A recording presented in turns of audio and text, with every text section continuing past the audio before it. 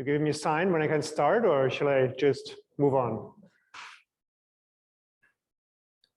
Just to check if you can hear me. Yes? Okay. So welcome back to the first day of the Dialogue of Continents Conference 2021 in Naples, and also welcome to the audience online in the cyberspace.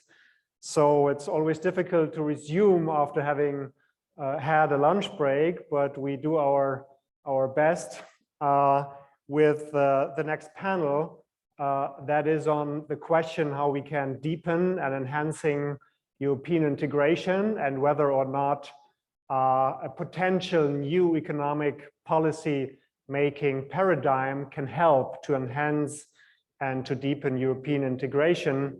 And it is my great pleasure to welcome and to introduce the two panelists. And maybe I can start my little presentation. Is that possible? Thank you. So it's my great pleasure to welcome and to introduce Antonella Mei-Pochtler. She has been working for the Austrian government and is now head of strategy of the think tank Unethink, so also based in Austria. And also Nicola Giammarioli, he is Secretary General and member of the management board of the European Stability Mechanism. So welcome to both of you. It's a pleasure to have you at least online here in Naples. So before starting, I would like to briefly introduce or to give an introduction into the topic. And so I think, or thinking about enhancing and deepening European integration, we have first to be aware of two facts, I think. One is that Europe is at the crossroads, and secondly, there is a potential new economic paradigm. And the question is, that's what I said in the beginning, whether or not this could be an opportunity to deepen and to enhance European integration. So what does it mean, Europe at the crossroads? And I think we have different aspects that support the idea that, or the assessment that Europe is at the crossroads. First, talking about geopolitics, we have to understand that we still have a fragile transatlantic alliance, so it's not that easy to strengthen the transatlantic alliance after Trump, under the Biden administration. And moreover, we have that, at least is my assessment, we have the role of Eastern Europe is not so clear, so we have some problems there. And also the relationship to China needs to be, is under consideration. And that points to a recent report, the strategic report by the European Commission, and it is entitled Europe's Capacity and Freedom to Act. And that is, to me at least, a clear hint to the question of European sovereignty. Secondly, we face many disruptions. So we are talking about climate crisis, the question of decarbonization, our economy, introducing and creating new technologies. So giving rise to the question, is there any better time to invest into our future? And thirdly, the post-COVID macroeconomics, of which we have heard something in the morning. So the question of fiscal dominance in combination with remaining unconventional monetary policy and potential post-COVID economic divergence and asymmetries that could be both a threat to medium-term stability. And moreover, we are talking about increasingly a new economic policy making paradigm.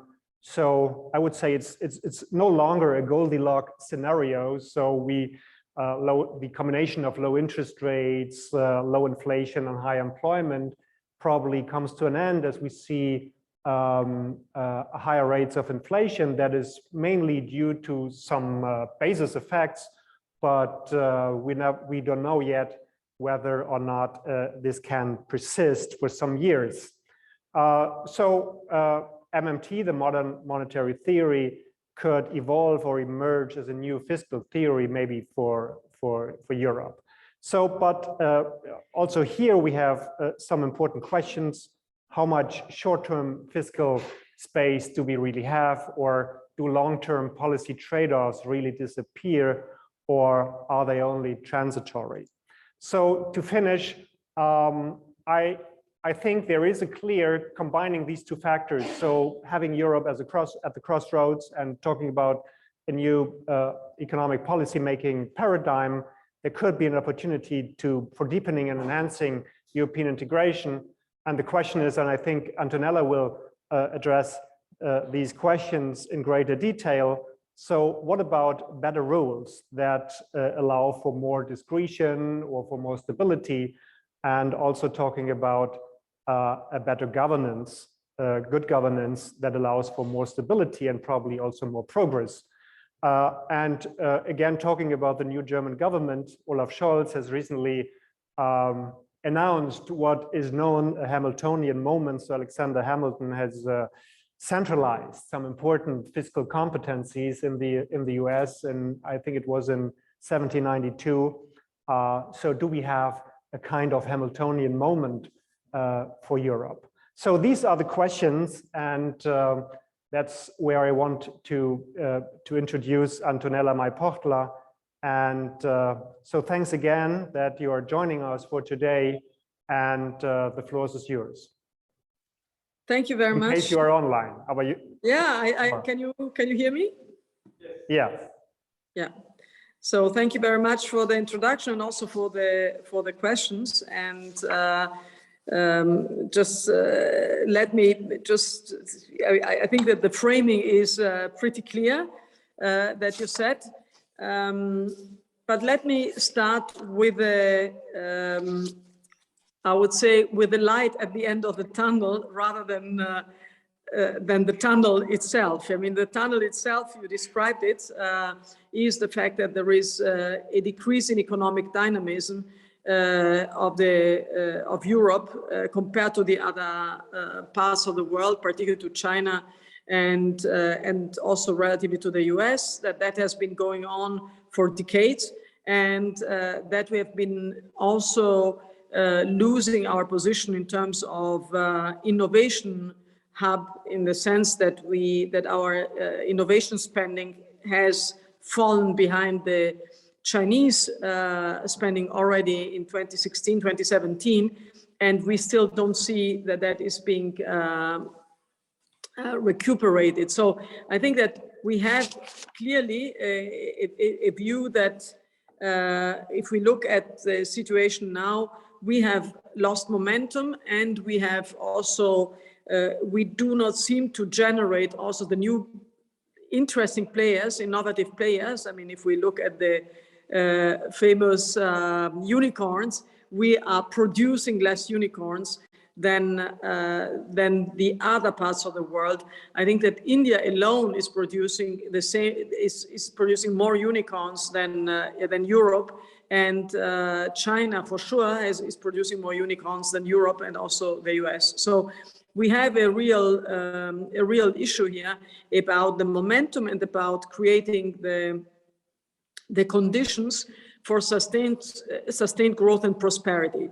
But why am I speaking about the light at the end of the tunnel? I think you have been describing the COVID crisis as a crisis that may strengthen the divergence, may increase the divergence that we have in Europe. That is a real possibility, but we have it in our hands. And actually, with the EU Recovery Fund, we have the possibility to have a wise reallocation of spending where it's most needed and where it has the biggest leverage effect. And I think that coming to the issue, where do we have the biggest leverage effect? I think that we need to look at the economic complexity that we have in Europe. There is a very interesting research from the Harvard Growth Lab Hub, which is looking at the correlation between economic complexity of a country and its GDP per capita, and it's also its growth of GDP per capita.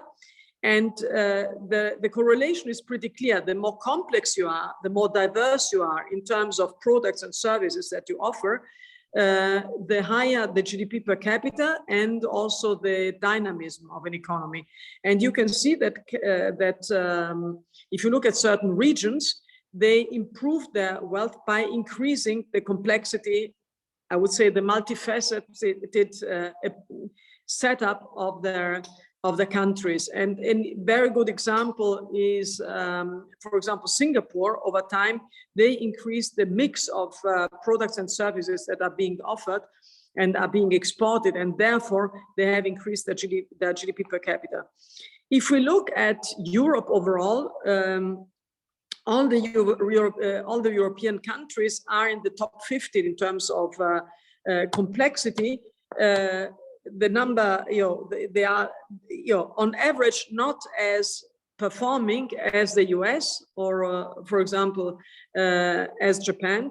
But what we can say that if we manage to leverage the complexity that we have, looking at the broader European setup, looking at Europe overall and not just the national level, within an integrated Europe, then we are best set in terms of managing the next phase also of economic development that we will be facing. So my first point is that there is a light at the end of the tunnel in the sense that we have the COVID recovery funds that need to be allocated in the best way, in the most productive way.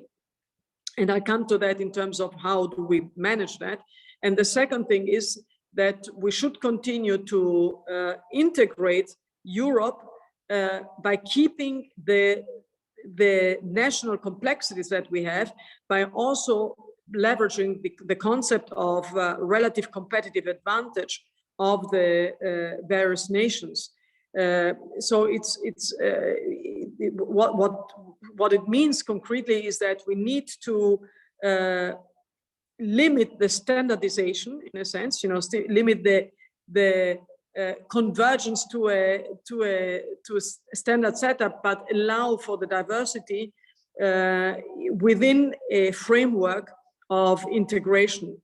And the integration is clearly not just the market and the market integration, but it's the financial market integration, most importantly, and the energy market integration and the digital market integration, which today are not integrated market by any means. If you look at the energy market, it is anything but integrated. So I think that we need to think where are the integration requirements highest. Let me come to the allocation of funds, and of the recovery funds.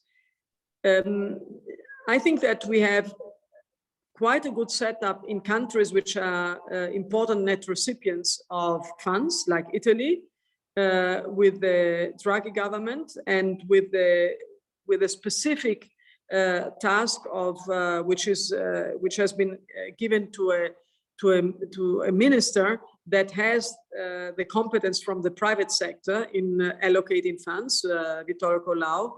And I think that we are well set in terms of at the national level. And I think that is the most important thing. I mean, the allocation of funds needs to be well handled on a national level. Now, the political challenge that most governments have is that there are the pressures, the multi-stakeholder pressures, to allocate more in, less in investing in investive infrastructure and investment, and more in giving funds broadly to consumption-oriented activities. And I think that is something that the governments need to resist. And to help them in resisting to this, there should be a more sophisticated monitoring of the spending on a EU level. And I think that that is what is missing today. I think that we do not have, I would say, an effective monitoring mechanism to support and to guide the national decisions. And as I said, I think that I really strongly believe in subsidiarity, but I think that I would say supported subsidiarity would help bring the reallocation in the right direction. And that means that Europe needs to take an enabling position as enabler to support the governments to go in the right direction. So let me stop here to this introduction, and I think that then we can discuss it in more detail as we go on.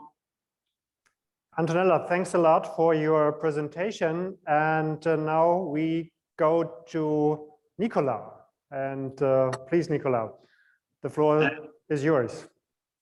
Thanks a lot, Henning, for your kind introduction. And also I wish to thank all the other organizers for having invited me at this fourth edition of the Dialogue of the Continents. I would have loved to come to Naples, but unfortunately I was unable this time.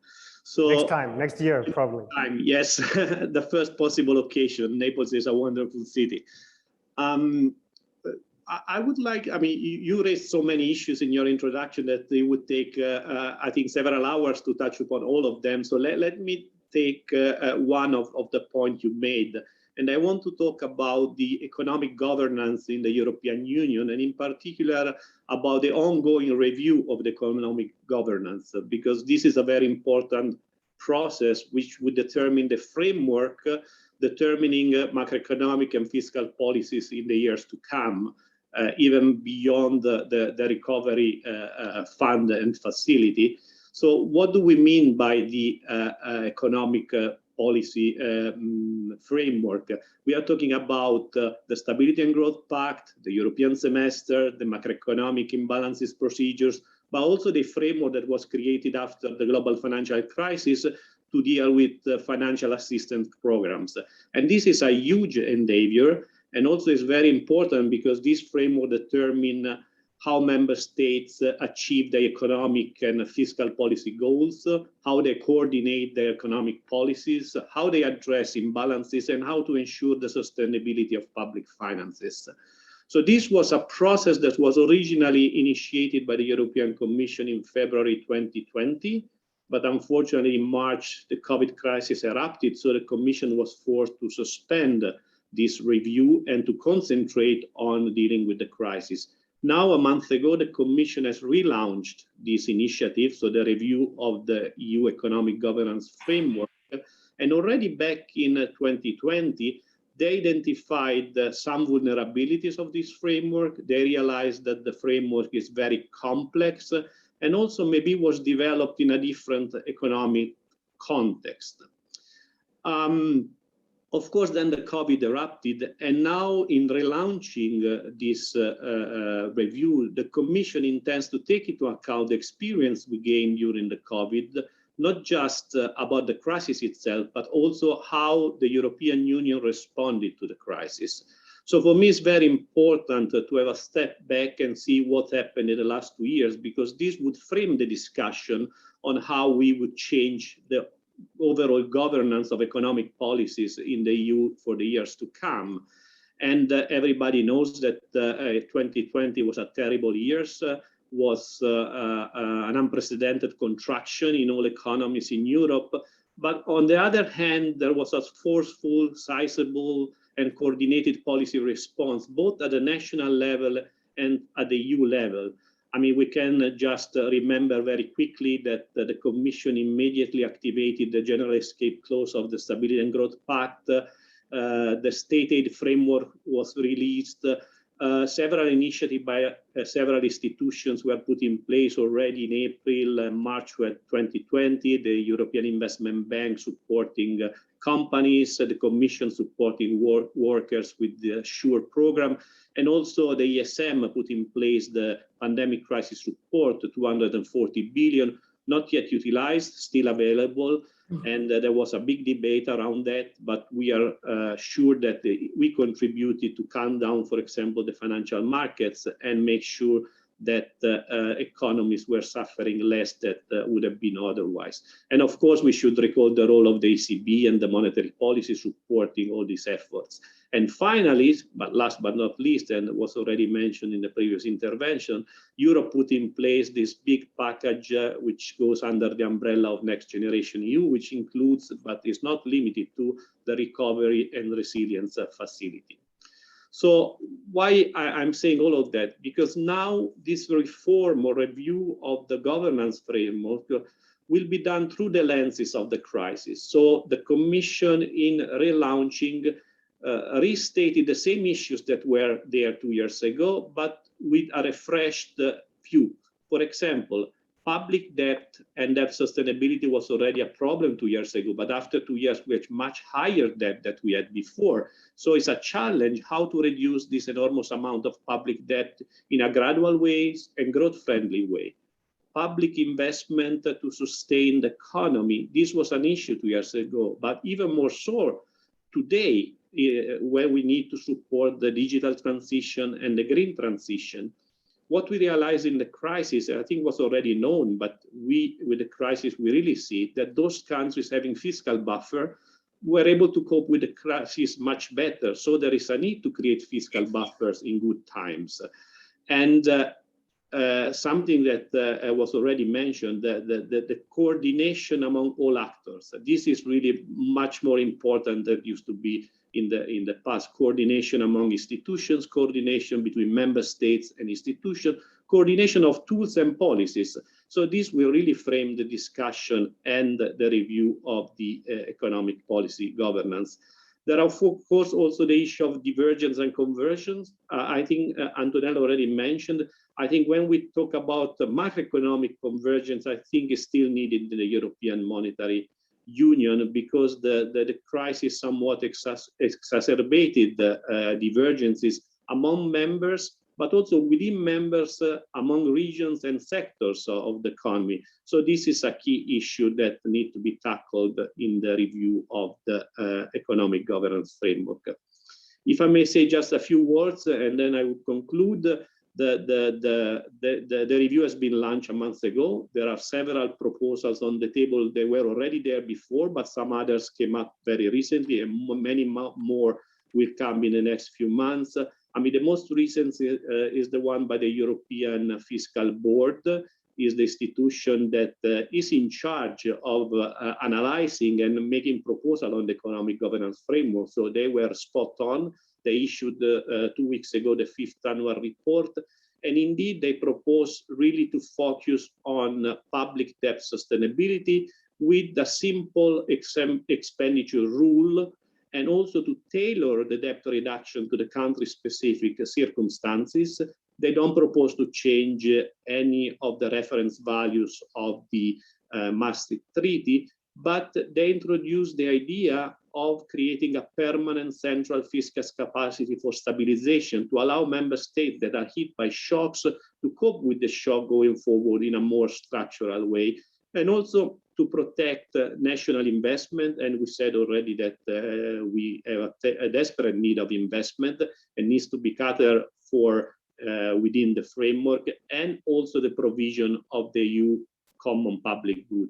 Also, some colleagues of mine and the ESM have recently published a discussion paper, also making proposals. If you are interested, I can go to the proposal later on. I can stop here just to stress again that we are at an important juncture where in Europe we start discussing the framework under which policies in the future would be carried on and coordinated. So it's something to really be watch out. Thanks. Thank you very much, Nicola, for your presentation. So unlike the two panels we had this morning, we have now much more time to open the debate to the audience. But first of all, I would like to ask both of you. So you both have stressed the point that this could be a defining moment or momentum. You, Antonella, said it's maybe we see the light at the end of the tunnel, but how likely it is that we stretch it too far. So of course, given that we need to recover from the pandemic, given that we need to invest massively in decarbonization and the green recovery, digitization, to what extent do you think we need also to think on a new framework, as you said, Nicolas? So do we still need a rules-based framework for Europe? I think it's clear that we need some rules, but part of the paradigm discussion is, are those rules are really helpful in investing and modernizing and deepening European integration? What do you think about that? May I just react to some of the points that Nicola did mention before, and I think that's I'm totally aligned with him in the sense that we are at a very important juncture, because we have the chance now to create the best setup to manage a future, to manage a situation where we have enormous transformational requirements and growth potential linked to these transformational requirements if we do it well, but we have an enormous reduction potential if we do it not well. And I think, you know, the transformations that we need to manage, particularly the sustainability transformation, that is the one that is pretty critical. And I think that we need to manage it with a I would say intelligent growth perspective, with a leveraged growth perspective. And therefore, coming back to the review of our framework, I think that it's quite important what Nicola said about keeping the rules basically in place, but thinking on how to create buffer systems. You know, I do not think that I think that from a governance standpoint, it's very problematic if one continuously changes the rules, because nobody can base its activity on the rules, because they are not rules anymore. So I think we have some fiscal rules, and yes, I think it's good to review them and say, you know, and commit to them. And I understand. And Nicola, I'm sure that you can say more about it, that, I mean, there is a commitment to this, but I think at the same time, we need to think which instruments do we have, first of all, to deviate from the rules momentarily. And we see it also, you know, on the discussion on totally different level, the Fed discussion on inflation, managing inflation, where they defined a bandwidth in which they can move. You know, this is, you know, did the rules change? Well, the rules didn't really change, but they created a flexible way to manage around these rules. And I think, you know, we need to have a certain flexibility. Second thing, you know, and we need to create buffers, you know, the buffer instruments, you know, where needed. We need to have a stronger coordination of policies. And I think, you know, coordination and orchestration, and at least, you know, this coordination and orchestration doesn't mean that we need to have the same policies. I think, you know, that it's really it's like an orchestra. You do not want to have, it's not an orchestra if you have only strings, you know, you need to have the mix. And so we need to have really different policies that are done, but are coordinated. And we need to manage convergence and divergence in a de-averaged way. We need to have convergence on certain things and divergence on certain others. And I think that element of the task that we have is to define exactly, you know, where do we want to continue to converge, and where do we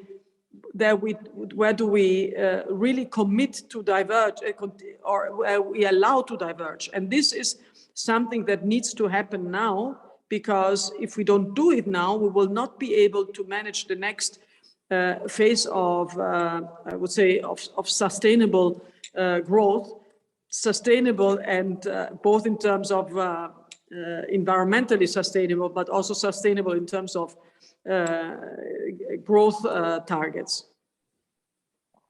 Thank you very much. And I mean, we have discussed the evidence that in many cases after a crisis in the past, we have not fully recovered because we ended up probably on the wrong side. So my question to you, Nicola, is can we let the economy, the European economy, be overheating? And also in Germany, we have the discussion of whether or not we measure the output gap correctly. And maybe we have a much broader, much wider fiscal space to recover from the crisis. What do you think about that? I will answer to that question in a second. I want to go back to the previous question, and part of the answer also address your second question. So for me, the starting point is that we are in an economic and monetary union with a centralized monetary policy and decentralized fiscal policy. So rules are needed, no doubt about it. I mean, we should put in place, and we have in place actually, a rule-based system. And I think nobody objected. There's a full agreement on that. Second, debt sustainability is the anchor. There's no doubt and there's no disagreement on that. So every single member believes that debt should be sustainable. New element, we need to create room for investments. And again, this is a new element in the debate, was not there so much before the COVID crisis, but there's unanimity on that. So let's start from what we agree and then let's discuss what disagree. So rule-based system, we need fiscal sustainability and we need investment. The point is not to have or not to have rule, is which rule we want. And we had rule in place, and those rules were developed 20, 25 years ago. They've been adjusted at the margin, but the key question, are those rules good enough to deliver on the objective that everyone shares? And on that, members are divided. Some of them believe that the current framework or the framework that was in place before the COVID is flexible enough to deliver on the objectives. Others believe that the framework needs to be changed to reach the same objectives. So I think if we approach this debate with a sort of free mind, I think we could find a compromise and a solution, unless, of course, positions start to be entrenched and you start the usual fight, I want to keep the rule, I want to change the rule. I think we need to work on what we agree more than on what we disagree. Then if you want my opinion on that, I think it's fair to say that the economic situation that was in place 25 years ago is not the same economic situation we have right now. And those rules were defined taking that situation into account. Interest rates are much lower now than 20, 25 years ago. And of course, they will increase at some point, but do we believe that we'll reach the same levels of the 80s? I mean, we have an aging population, reduced productivity, the distribution of wealth is completely different. So I think there is, among the many researchers, there's the conviction that interest rate will go up, but not at the same level of 20, 25 years ago. This should be taken into account. The need of investment was not there 20, 25 years ago. We have a depleted capital in Europe, and if we want to compete with other players, and I'm thinking about China and the US, we really need to think about it. And I would say also on that there is convergence among member states. They all realize that the game is much broader and much larger than the game we were playing 25 years ago. And then I come to your second question. I think the rules based on structural parameters, I think theoretically are the best possible rule. The point is that the empirical evidence and actually what we have seen in the last few years, we are not able to calculate them correctly. And if we follow those rules, we could have major policy mistakes. So I'm agnostic. Either we find a better way to calculate structural balances, or maybe as a second best, we should focus on simple numerical rules that could be really understood also better by citizens and rules that could deliver in terms of debt sustainability and creating the buffers we need to cope with external shocks, and also the buffer we need to give room of a maneuver for investing and delivering on the green and digital transition. Thank you very much. So deepening and enhancing European integration is, of course, not only an economic, but more importantly, a political issue. So what do you think, Antonella? What could be? You mentioned in your presentation that a certain flexibility is needed to cope with the situation.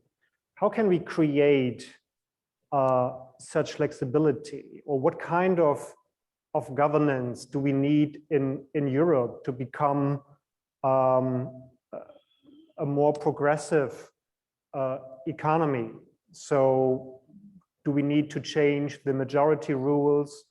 It is often discussed that, well, in terms of climate change, we can form a climate club, a club of the willing. So what do you think about that?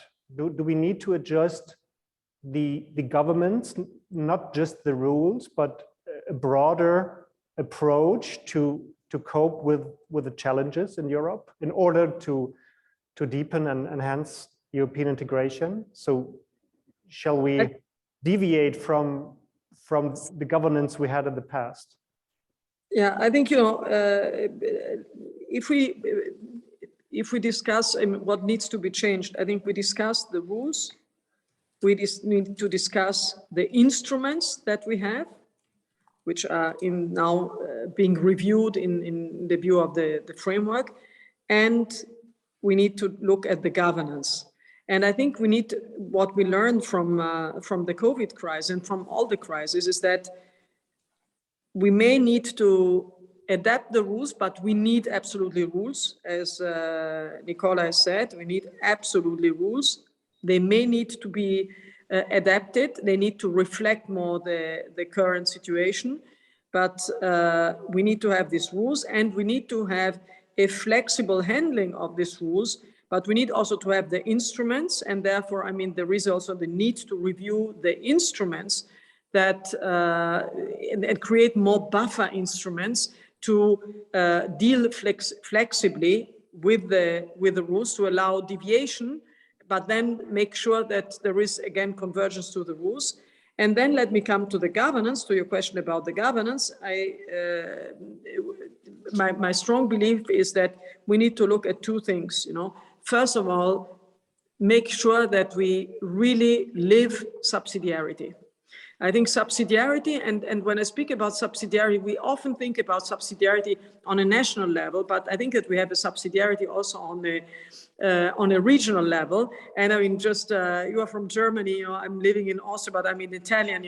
We know what subsidiarity means. It's also what regional subsidiarity means. It's not easy to manage. It's not easy to handle. We need to define what are the areas where there is really a decentral management, where decentral decision making is relevant, both on a regional level, on a national level. And I think this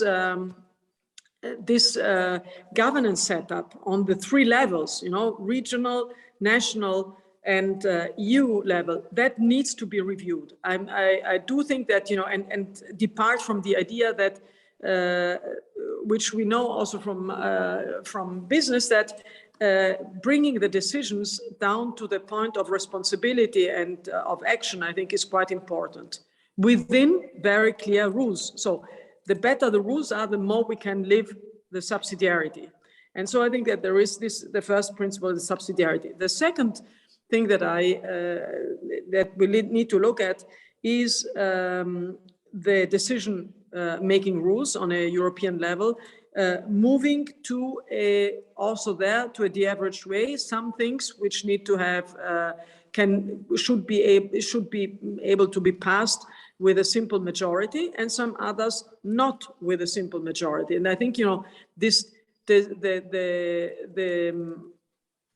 definition of the rules of decision making a review of the rules of decision making, I think, is the rules of procedure is very important, you know, and we need to move on certain things to a more, I would say, to a more flexible and more majority-based approach.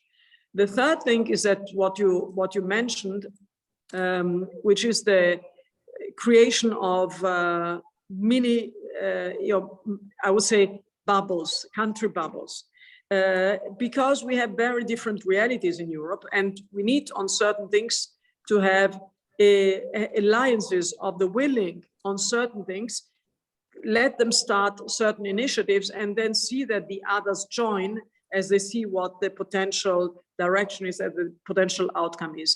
This is something that we partially do on certain areas, but I think that this should be a much stronger principle.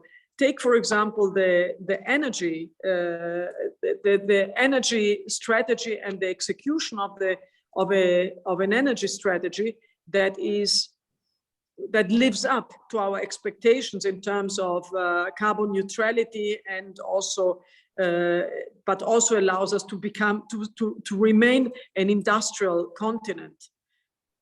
Well, we will not be able to move all together in one single direction. I mean, we see the goal, but the realities are very different in Germany, in France, and in Poland, to take the three potential extremes, you know, and we can also take Austria as a fourth thing, because we have such a strong hydropower base.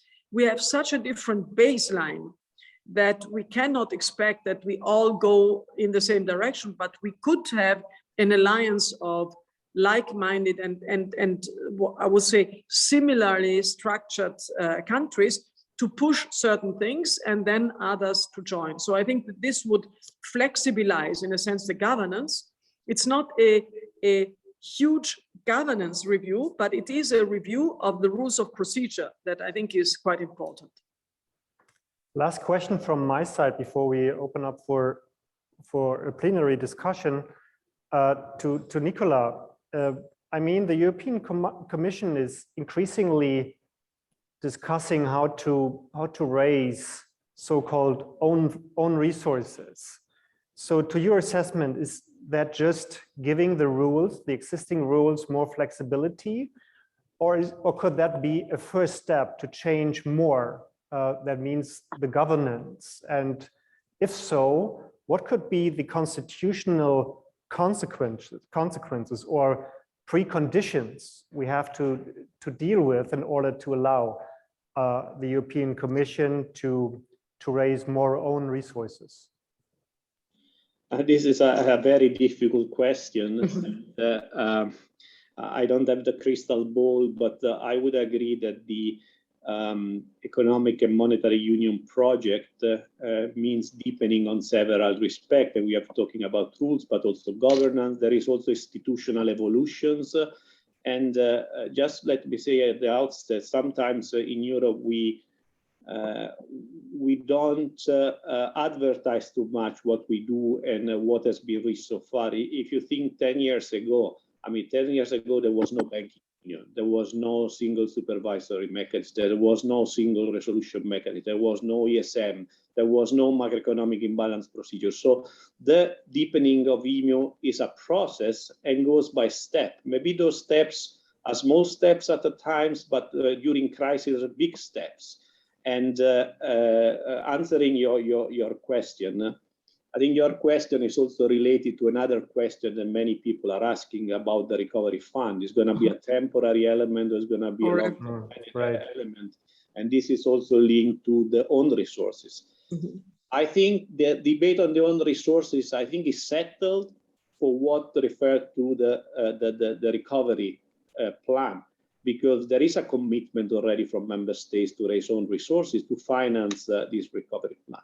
How much this would become the new normal, and how much this would be the first step towards a larger common budget and maybe one day a fiscal union, I don't know. I think it is a step, I can say silently, in that direction, even if many members are saying this is ad hoc and it will be never repeated, and as soon as we the crisis, but you never know. I mean, any possibilities is on the table. And again, if I look at the European history, is this step-by-step process that brings up the project.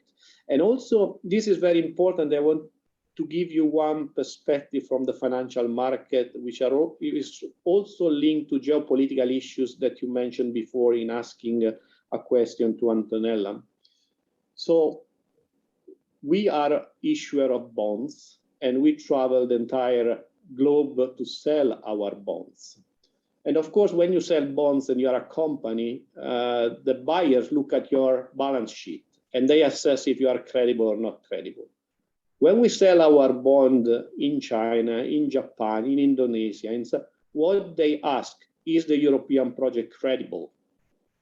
So the value of the European project is not just for us as European members, but also as a geopolitical implication, how we are appreciated by others and how important we are in the financial market. That's also why it's very important to debate the international role of the euro, the availability of safe assets, completing banking union, completing capital market unions. All these elements are advancing the European project and make sure that Europe has the right place in the geopolitical game. I can stop here. Thank you. Now I want to open up for questions from the audience. There's one. I think you need a microphone, actually.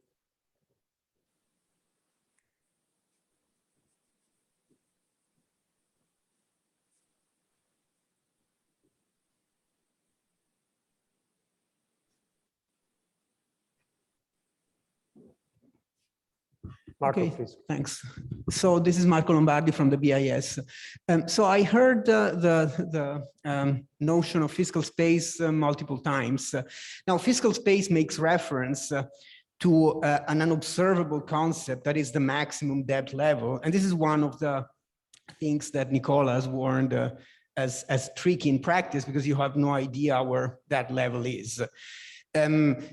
So my hunch would be that there is fiscal space until there's no more, and then you realize, because you can't sell the debt you're trying to issue and interest rates spike, but you don't know where that level is. Now, I'm afraid things are quite complicated compared to the period when the rule-based system was established, by the fact that now central banks are players in government debt markets, and not for reasons of fiscal dominance or anything, but just for reasons of necessity to provide accommodation at its zero lower bound.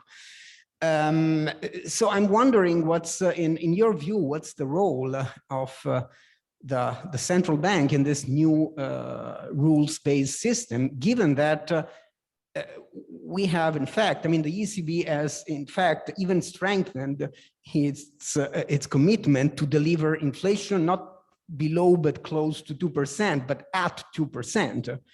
And that's even a stricter commitment that probably requires even more accommodation and even more intervention. And still, we're now talking about a wave of inflation. I mentioned that this morning, but still in the euro area, inflation is still core is still well below target.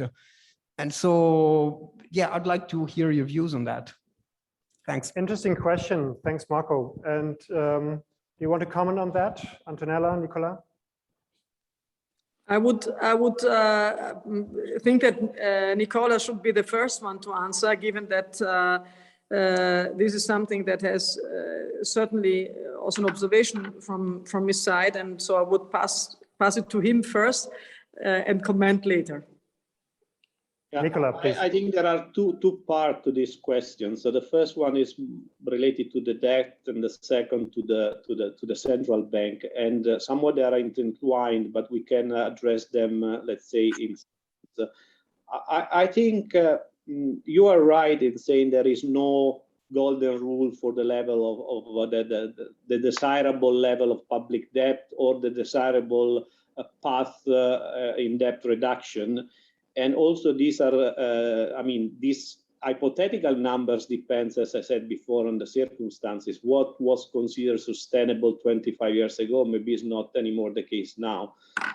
what we have been doing at the ESM in our research, but also in assessing debt sustainability, I think it's very important not to focus too much on levels, but also on the gross financing needs. So how much you need to serve the debt every year. And that depends heavily on the interest rates. And this comes the link with the role of the central bank. So the interest rates nowadays are very low also because the central banks has activated a lot of unconventional monetary policies. And I said before, sooner or later, maybe those policies need to change. So far, they've been very instrumental to safeguard the euro and the euro area. They've been taken, as you said correctly, with a monetary policy perspective. It's not about fiscal or monetary dominance. But I believe that that's why it's very important the review of the economic governance framework, because we should not assume and take it for granted that the central bank will continue forever to implement this unconventional monetary policy. At some point should go back, I think, to more conventional policies. That's why it's very important to also understand in this review. I haven't emphasized in my previous intervention how much the policies are intertwined. When we talk about coordination of policy, I also include monetary policy. Of course, the independence of the ECB should be preserved, but we cannot believe that this policy has no impact. It has an impact, and we have seen the impact. So when we discuss fiscal rules, we need also somewhat to internalize those aspects. I understand the answer is not satisfactory, but I would give a lot of money to whoever has a better answer.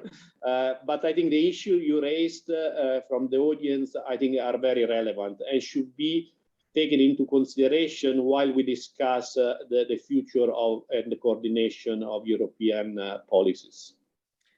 May I just add Sure. particularly to the first topic of the fiscal space and the sustainable debt levels.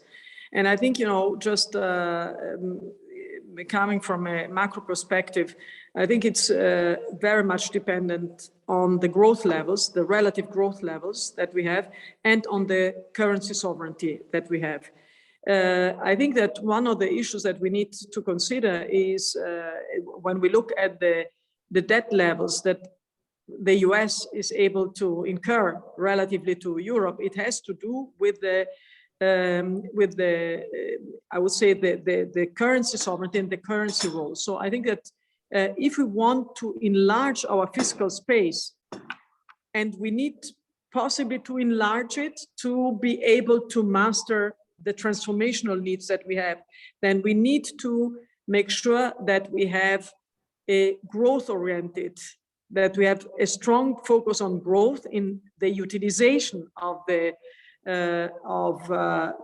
of this debt, of this funding, and also that we have a focus on strengthening the euro and the role of the global role of the euro. And that is essential if we want to be able to enlarge our fiscal space. And for that, clearly, the ECB has an important role.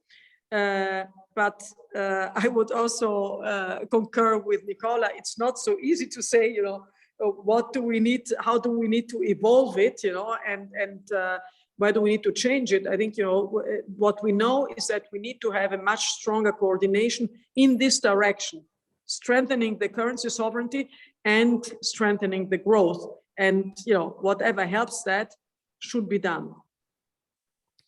Thank you. Is there any other question from the audience? That's not the case. So, yeah, over there, please. Thank you.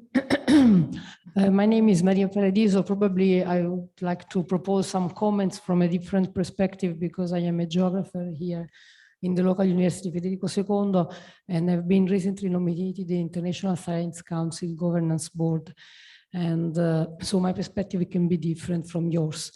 I like very much your way of framing the discussion, and I like very much the fact that you draw your attention to some geopolitical images of Europe and to geopolitics in general. I liked very much so that one of your starting point is discussing about these disruptions, and there is a clear question. no better time to invest. This is very important. Then in discussion, some of the attention draw to some differences. And from my perspective, because I'm not an expert in fiscal policy and so far, I cannot really understand very well what are the links between your discussion and this way of putting questions. From my perspective, one of the points that Europe is really admired by the eastern part of the world, but the southern part of the world is precisely science. The way that no one government sets policies and plans for science, but the way as Europe is organized in multiple centers and networks of science, university centers, research centers, this is really one thing that still Europe has, you know, in predominance, I can say, towards other countries. Yes, of course, China has made a lot of investment. China is creating a lot in terms of infrastructures for artificial intelligence, blah, blah, blah, blah, blah, blah. Yes, but I think that really science is one of the things that is most admired outside. So from my perspective, of course, is a little bit peculiar perspective. How can Europe can think in which ways, in which modalities, apart the resilience plans, we know how Europe can think in new alternative ways in funding really and investing really in scientific purposes linked to the lessons provided by COVID. Because I think, of course, one of the major issues is global sustainability, which can also improve jobs, markets, innovation, and so far. One of the leading points is infrastructures in terms of sustainability and both in the way of digital transitions. Of course, we know also that the digital transitions may provide a lot of negative effects in terms of sustainability, for instance, and the effects of new pollution provided by the digital transition. So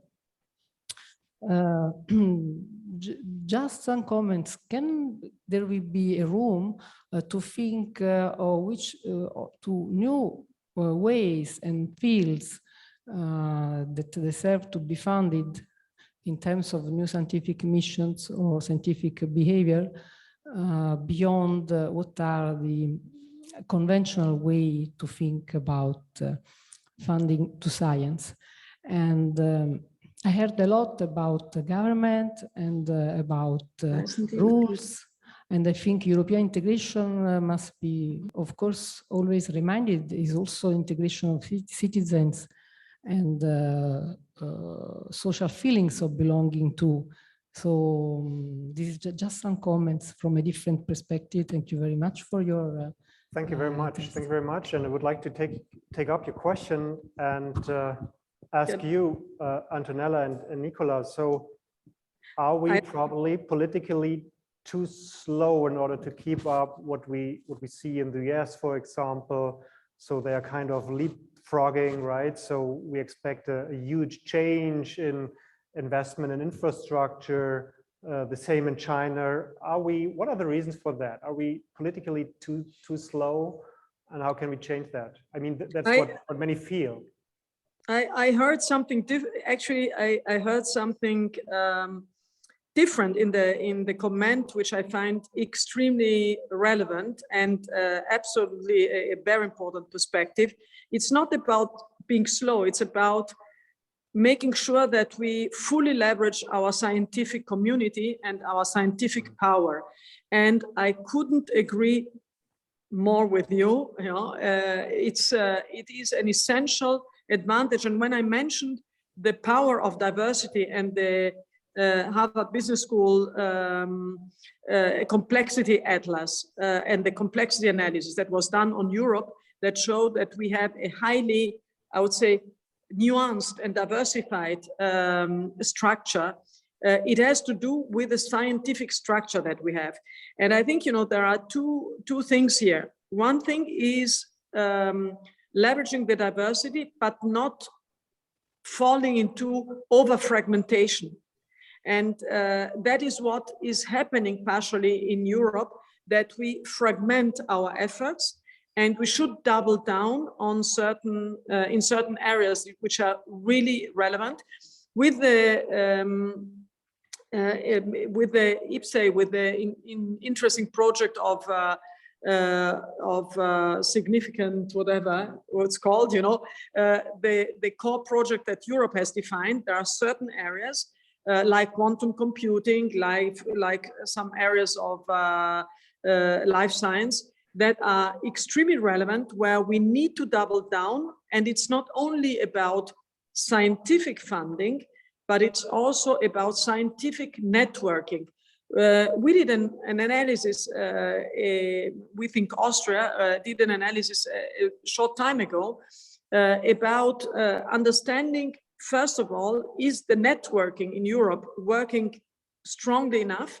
And we see that there is always a certain networking, there are certain, I would say, relatively fixed networks. You know, the German-speaking countries work a lot among themselves, but there is not enough, or there could be significantly more work, you know, also with other language regions within Europe to strengthen the scientific network. That is one thing which we could strengthen. The second thing is the financing when we move from science to innovation to business. When we have the science, I think that's great.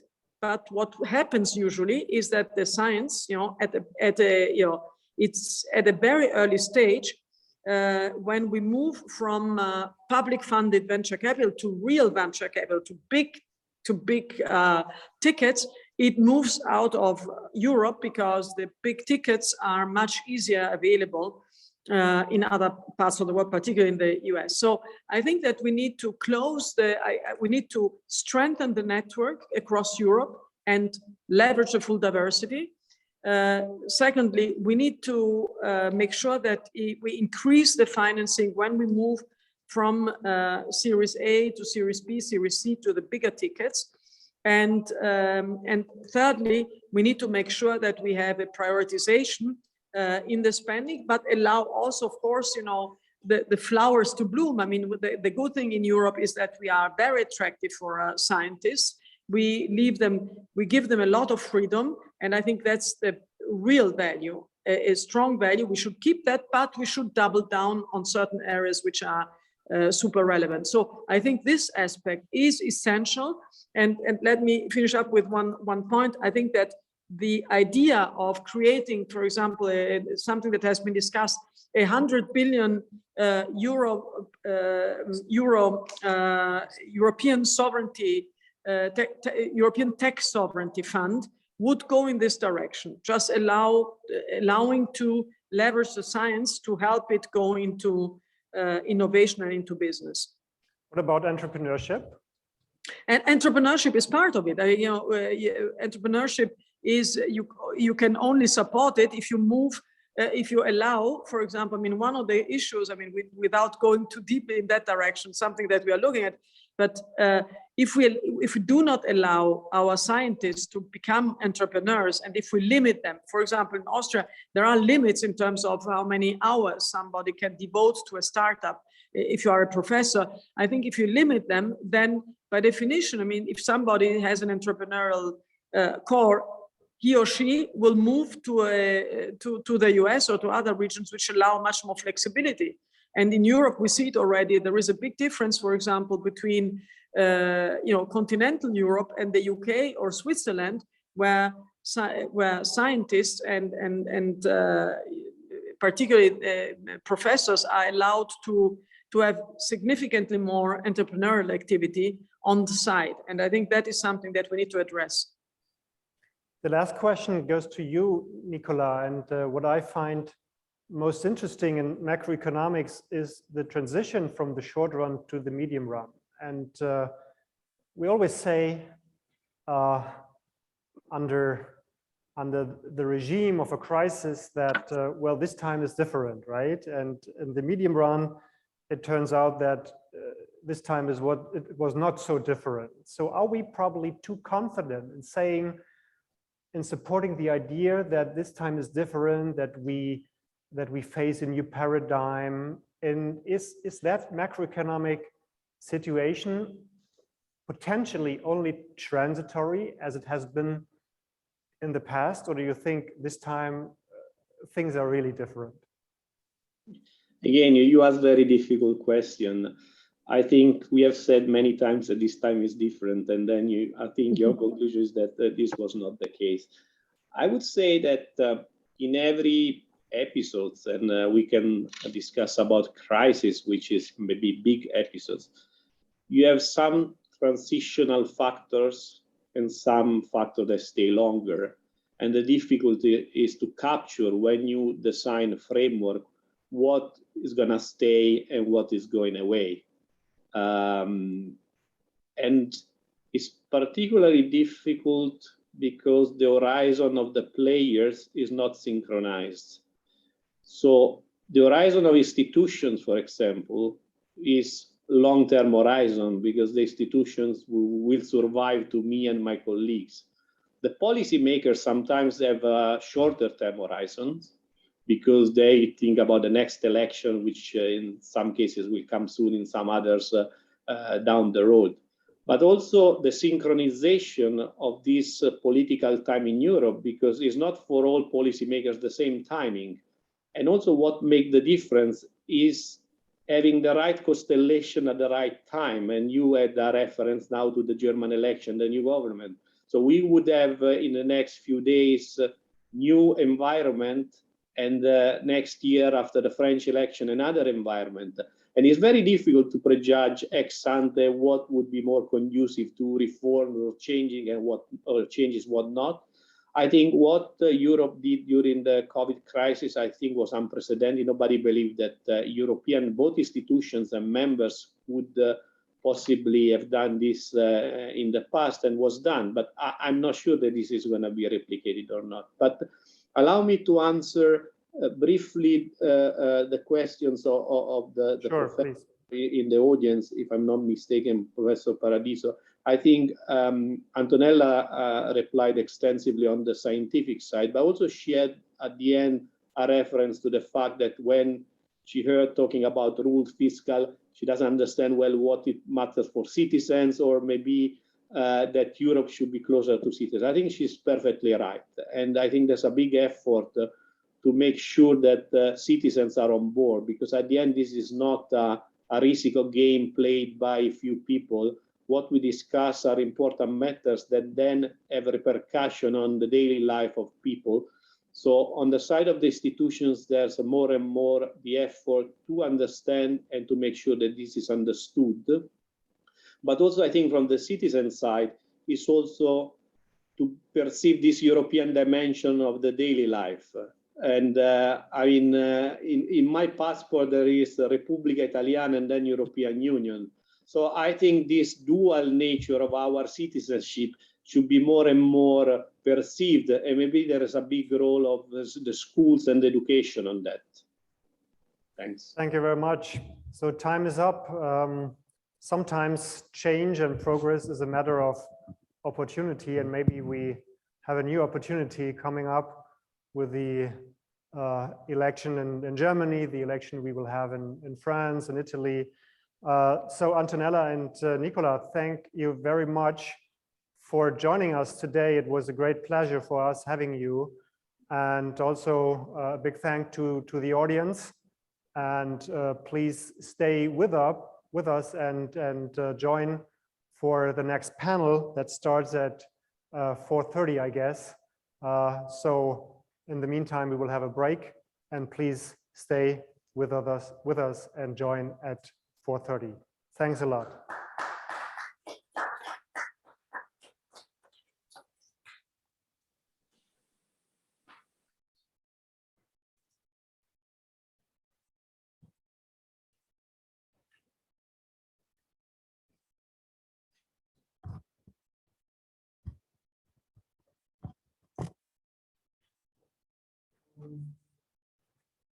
We can do this before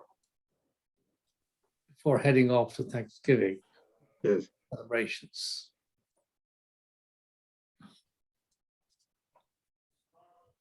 Yes. Where are you coming from, Nicolas? Are you from in the Okay, West? good afternoon, everyone. Good evening. Welcome to the last session of the day of Dialogue of Continent 4 editions. And our sessions this afternoon entitled The Key Takeaway from COP26 and G20 Head of State Summit that was held here in Italy, a modified globalization question mark.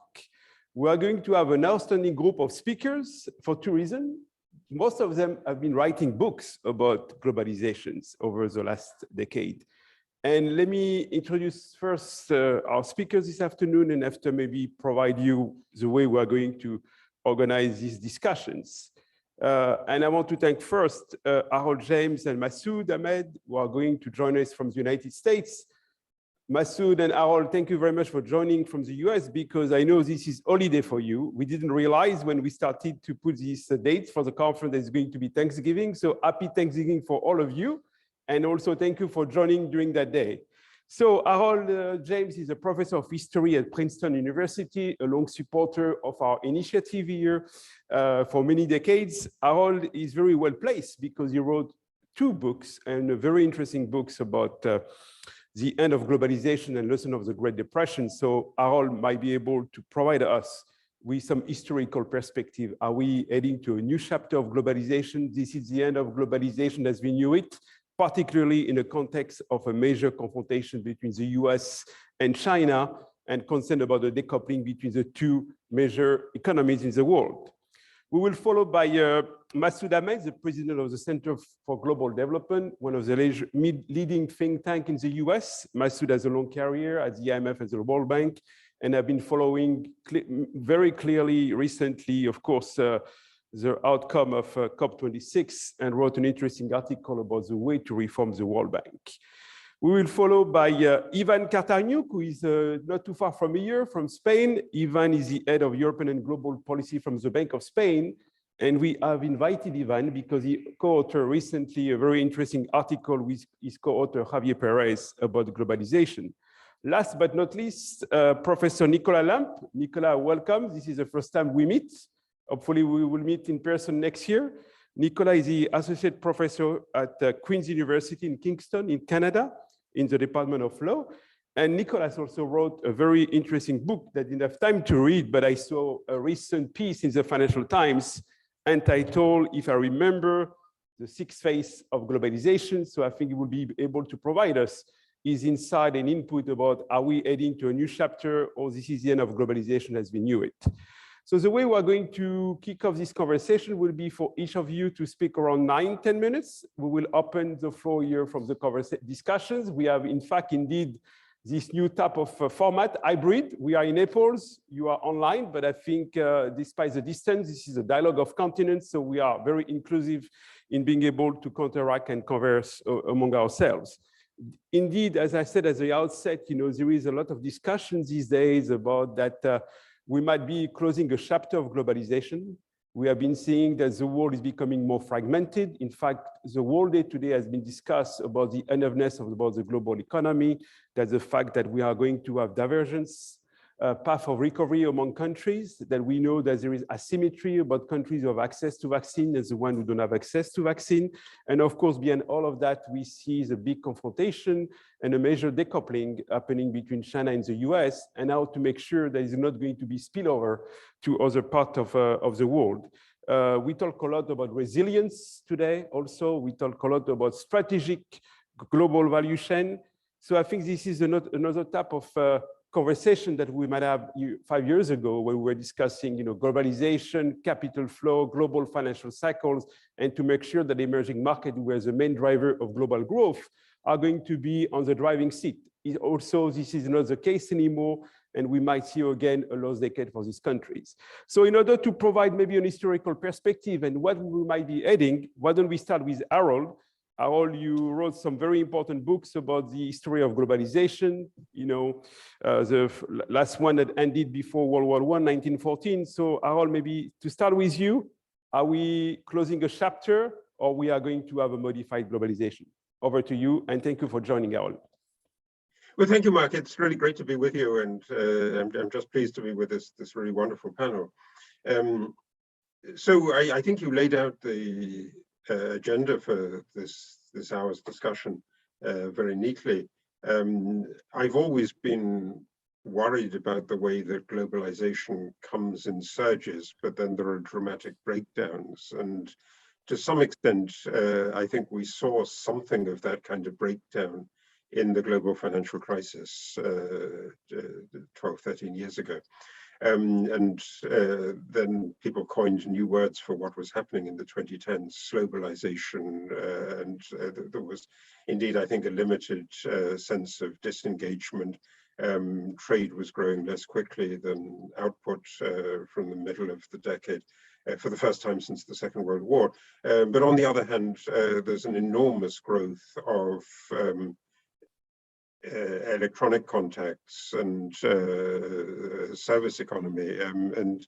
I think the question that COVID has raised is exactly, are we at one of those turning points again? And it seems to me, if I would want to be provocative, that I would put on the lesson of, in particular, two periods where I think there were surges of globalization afterwards. One is the middle of the 19th century, with really acute shortages, food shortages, and the sense that the political order was collapsing entirely, and then a wave of revolutions that swept over Europe in 1848. The aftermath of that was a little bit of inflation in the early 1850s, a new kind of connection, and a new looking for institutions that would manage it. And so many of the institutions that we think of as the infrastructure of globalization today, things like mundane things like the Postal Union or weights conventions, but the International Red Cross, come from that era. Napoleon III tried to make a monetary union for the whole of the world at the 1867 International Monetary Conference. But there was both a new globalization, a push of globalization after a world of shortages and a worry about supply chains, and a look for a new institutional framework for that. And then the 1970s, I think, is similar. So the 1970s, I remember that the big inflation in industrial countries, the UK, when I went to university, had over 25% inflation in 1975. Worry about supply chains breaking down, worry about gas shortages, food shortages, surges of the prices of critical commodities, and people wanting to retreat into a new nationalism. And there was certainly a lot of protectionism around in the 1970s. But actually what the 1970s did was to push for really a new opening, and trade expanded after the 1970s, but again, with a new infrastructure. And you can think of things like the summit process after 1975, or the Basel Committee on bank regulation from the middle of the 1970s. So, my sense is that the world of supply shortages is a world that provides shocks, and it tests the competence of governments.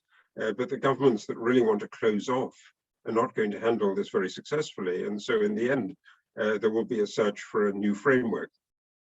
But I think exactly that is what's interesting and what's fascinating. And we're also talking about the world in the aftermath of what I think, at least, and I think many people believe this, was a rather disappointing summit in Glasgow, the United Nations Climate Conference, the COP26. We're in a world where we don't really know what the rules are of the game coming out. And so I wanted, in the brief time that's left to me, to sketch out, what I think are the lessons from the very, very few occasions on which there really was a productive multilateralism that set the road for a better kind of globalization. To some extent, I think the April 2009 G20 in London was something of a success, but the really big thing that everybody looks to, and Mark, you had this wonderful organization on remaking Bretton Woods was the 1944 conference of the United Nations, of very unique circumstances. But there's one thing that I think people don't really recognize about 1944 that is worth thinking about, which is that the Bretton Woods conference could be successful because it wasn't just about high-mindedness or international collaboration and cooperation. It was also very, very intensely driven by just one or two countries. It was driven by what was going on in the United States and to some extent the United Kingdom. And so the views of those countries are very influential. But there's also something that's really important that underpins the whole of the Bretton Woods framework, and that is the ability to measure things in a new way. Without national income accounting, the whole framework that Bretton Woods created wouldn't have made any sense. And this was something that was really relatively recently developed. It was developed as a kind of experimental investigation in the late 1930s. And then it was brilliantly used to manage the war economy in the UK and in the United States. And then national income accounting provides the basis for how you can manage an international system with institutions. One of the critical obligations when you join the IMF in the Articles of Agreement in Article 8, Section 5, the obligations of members is to supply data. And there's a whole list of data that you have to supply. And it was controversial. One of the reasons that the Soviet Union didn't sign on in the end was that it didn't want to send the data about its gold reserves and gold production. But supplying data on basically the fundaments of national income. And in a way, that's still the world that we live in. One of the most important things that the IMF does, and what gets a lot of attention every 6 months, is when the World Economic Outlook comes out and there are new assessments of the growth and the GDP and what the prognosis for the next year or the next they go out then from that is. But in the world of dealing with the climate challenge, I'm not quite sure that that's right anymore. If it comes to thinking about the biosphere, you could think of GDP as a cost or a drain rather than as an asset. It's an erosion rather than an enhancement of the real wealth of nations. There's a wonderful account of this that the UK government commissioned sometime and just had the report by a group headed by the Cambridge economist Partha Dasgupta. Partha's report highlights, I think, the need to think differently about growth and to include in particular a measure for the depletion of natural resources in the biosphere, for how we live on capital.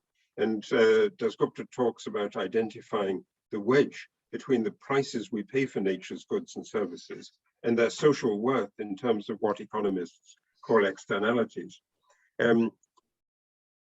If you just treat an accounting exercise like this as a simple rhetorical exercise in persuasion, it won't be any effective action as a result. And it's prices that drive behavior. So only when we can see prices do we respond to them. And can we then efficiently ensure that the externalities are returned to the inside of the economic system?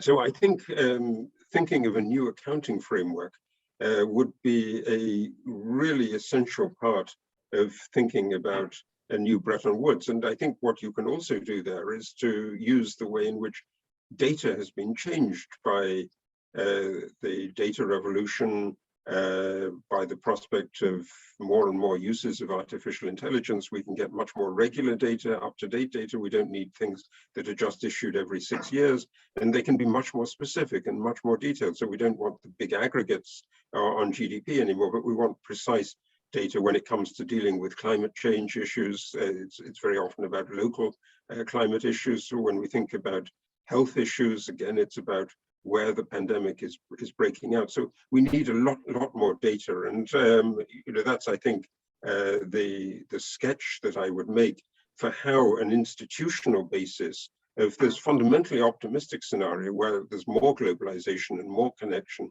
will work. And finally, just to deal with Mark's final point, there's another lesson of Bretton Woods as well, that the architecture of the monetary and financial system was really closely integrated, or intended to be integrated, with the architecture of the security system. And the 5 permanent members of the UN Security Council were also the 5 largest members of the World Bank and the International Monetary Fund, the United States, the Soviet Union, the UK, France, and China. But for different reasons, the Soviet Union never ratified the agreements, and China had the revolution, and the seat for China was held by the Republic, by Taiwan, until 1980. And so the identity of the Security Council and the Bretton Woods institutions never really fitted, and still doesn't fit. Bringing security issues in, I think, is important in this discussion. So if you think about it, addressing an issue like climate change requires properly accounting for the wealth of nations. That requires the latest tools and analysis. It also it requires absolutely the ability to negotiate between powerful and not necessarily aligned interests of states that are increasingly aggressive and even angry. And my sense of this is that a critical instrument for diffusing anger, defanging the blame game that countries are playing at the moment, who caused COVID, who caused global warming, requires the provision of really precise, accurate data.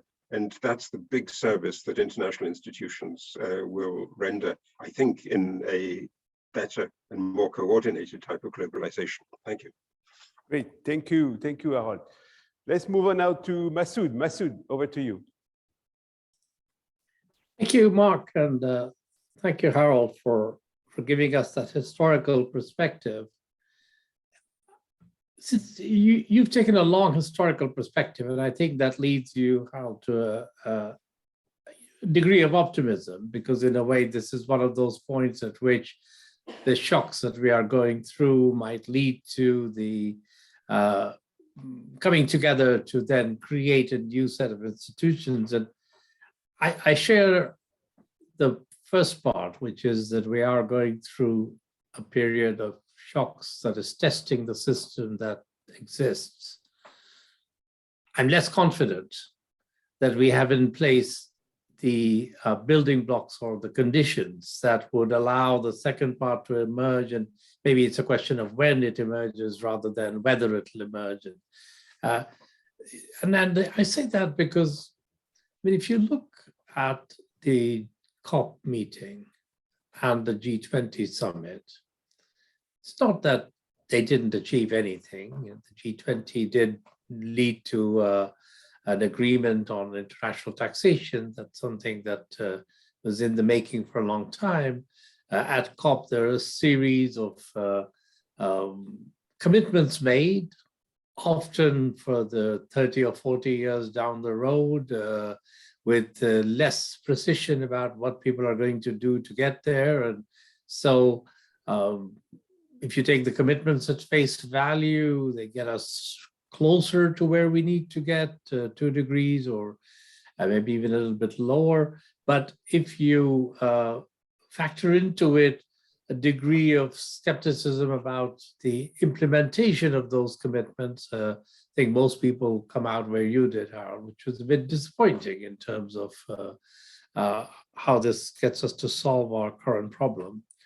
And another area where I see a similar inability to come together is to deal with the lessons from this pandemic we have been going through. The worst case pandemic in 3 generations. We've now got over 5 million, 6 million people are dead, depending on how you count the numbers globally. And yet, 2 years into it, we still can't even get agreement on some very basic gaps that need to be filled, which include actually the provision of data and having a surveillance system so that next time around there's an outbreak, you can identify it and act upon it before it spreads and becomes a pandemic. On a small amount of money, about $10 or $15 billion a year over the next 5 years, that would make a significant dent in our lack of preparedness.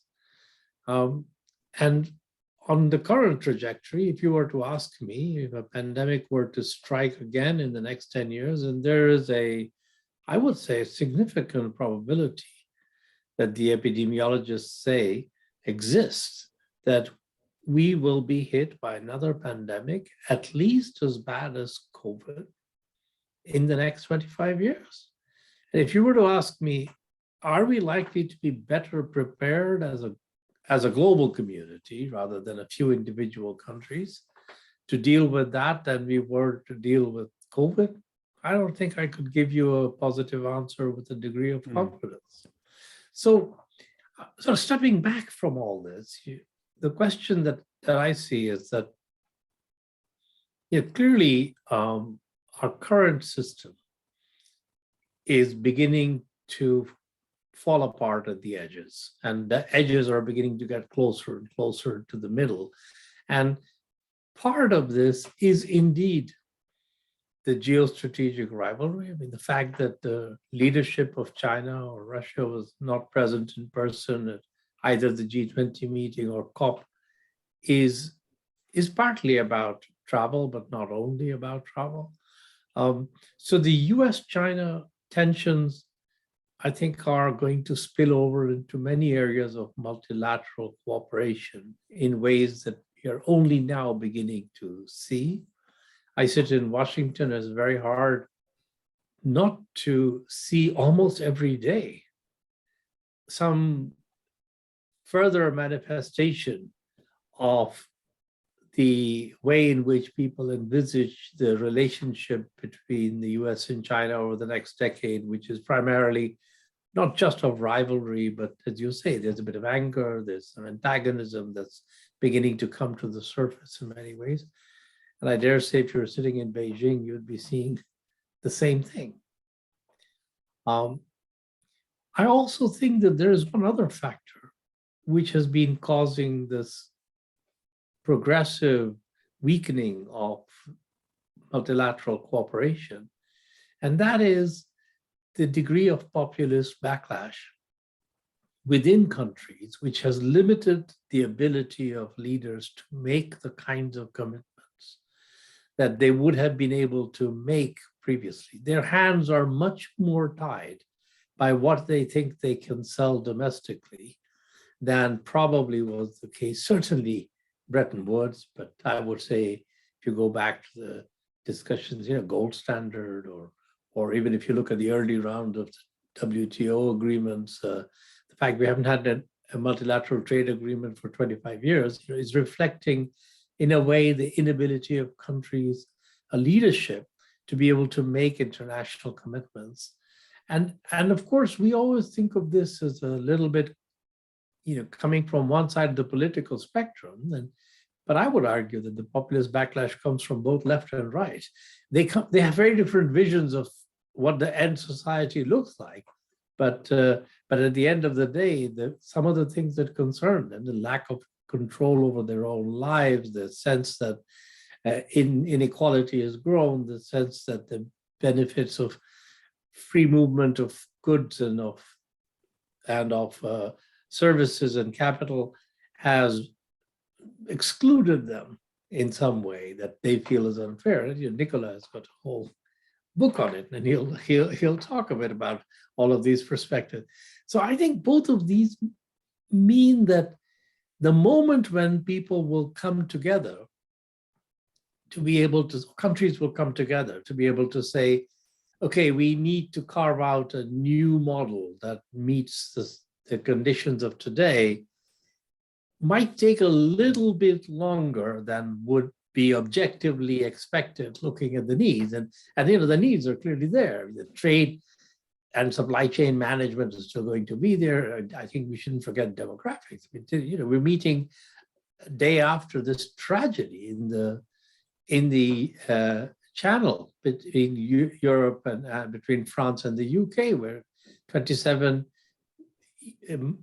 people, including women and children, drowned in a small rubber dinghy because there's the movement, this inexorable movement of people, which is only going to continue over the next 2 or 3 decades, because population growth is primarily going to happen in Africa, as it happens, and you're going to see the working population in Europe decline, and this, combined with the pressures from conflict, the pressures from climate, will only lead to a movement of people. And we don't really have a good mechanism at the moment for having any multilateral framework for dealing with that labor mobility and the movement of people.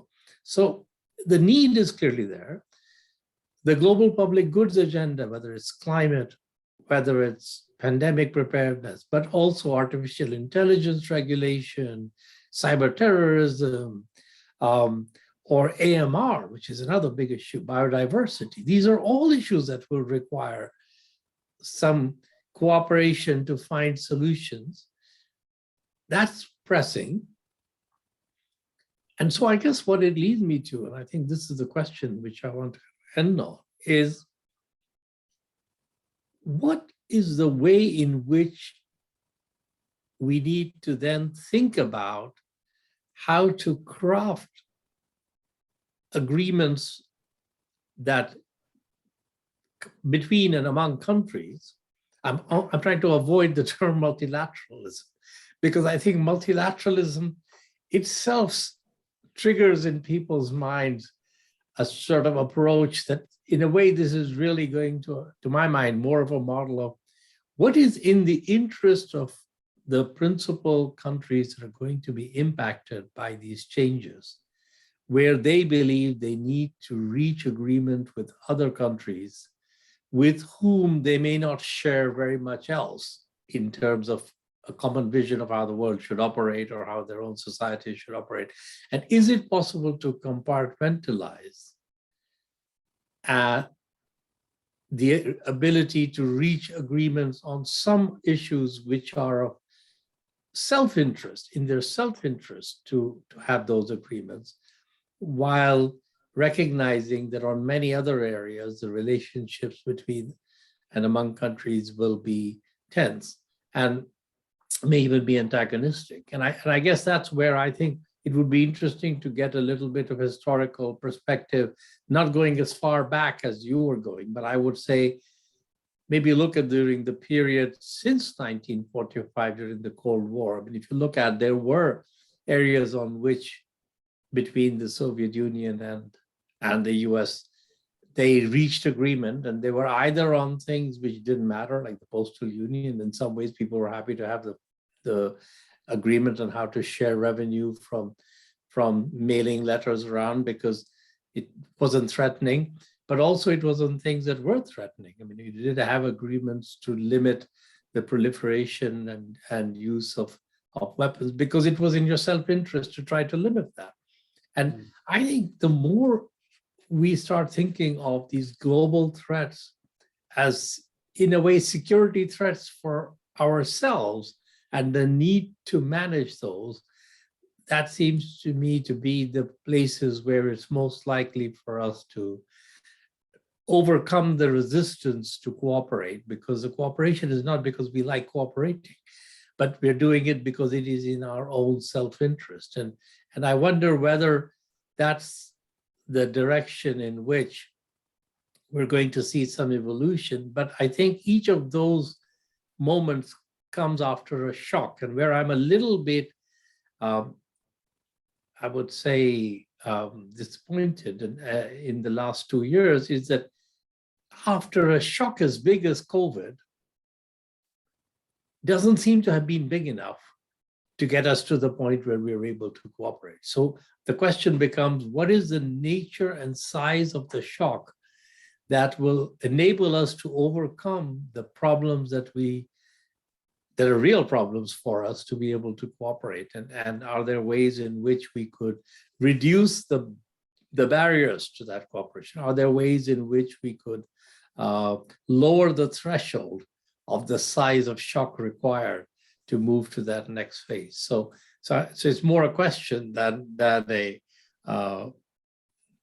a comment, but I want to leave that a bit for both Iván and Nicola, and I hope we can have a conversation after those interventions as well. So back to you, Mark.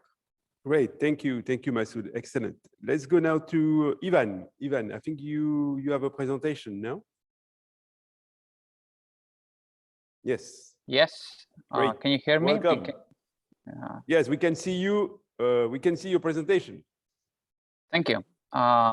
Thank you for having me in Madrid, but staying you in Naples. I'm going to present a recent occasional paper of the Bank of Spain, in which we review the recent arguments in terms of how globalization has evolved, in particular trade globalization, and we illustrate the stylized facts need to frame the debate by summarizing the current trends in international trade. What we have seen is that in the last decade, the debate on international trade focused on explaining the slowdown in trade activity after the global financial crisis.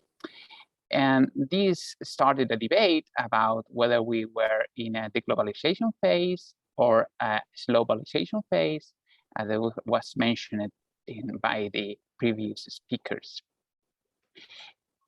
Moreover, somehow the trade slowdown was accompanied by an increase in regional linkages, in terms of, in particular, by an increase in the agreements by regional players for a closer trade relationship. What we find is that depending on where you are looking for in trade globalization, you can find different answers about that. First, if you look at the number of offshoring decisions, for example, and reshoring decisions, you can conclude that there is some deglobalization going on. This is partly confirmed by trading goods, which slowed down after the global financial crisis. However, the data says that in terms of the trading services, it kept going up as a continuation of the trends that we have seen pre the global financial crisis. All in all, the data says that there is an increased complexity in trade relations, there are no low-hanging fruit in trade in the last few years, like there were for example, in the 90s. And this higher fragmentation makes that the outlook for trade is more uncertain than in the previous decades. As I have said, in terms of the trade agreements that we have seen in the last few years, there was the decrease in the tariffs applied in international trade was slowed down during the last decade. At the same time, the non-tariff barriers rose markedly. In the complexity that I was talking before can be seen in the evolution of trade agreements year by year. If you look at the data, it peaked in the first decade of this century, and then the number of trade agreements notified decreased. However, in 2021, there was like an explosion of trade agreements, and that is basically because the United Kingdom notified a lot of new trade agreements, substituting the previous ones. So this is a more complex relationship between the United Kingdom that was previously in the European Union and now outside. As I have said before, in terms of trade, and in terms of goods trade, you can see that the increase in the previous decade stalled. This is because the Chinese rebalancing towards more consumption and less investment. Global is lacking in investment, and the absence, as I've said before, of liberalization initiatives. On the contrary, trading services continued increasing. In part, this is because of the incorporation of new services to the tradable part of services. We are witnessing right here an example of this. We can do this because digitalizations allow us to do this type of meeting, the hybrid meeting. And in particular, this is very related also to climate change, as we hadn't had any carbon footprint in order to go to Naples. We are as we are in our we didn't travel. It's possible that COVID-19 changed the trends I have mentioned before. Opposite to the global financial crisis, where goods trade were very affected by the crisis, the COVID-19 crisis affected mostly services trade, and in particular social type of services like tourism or recreational services that haven't recovered yet to the pre-pandemic levels. This is in the case of the global financial crisis. Goods trade and services trade basically suffered similarly, and even goods trade suffered most.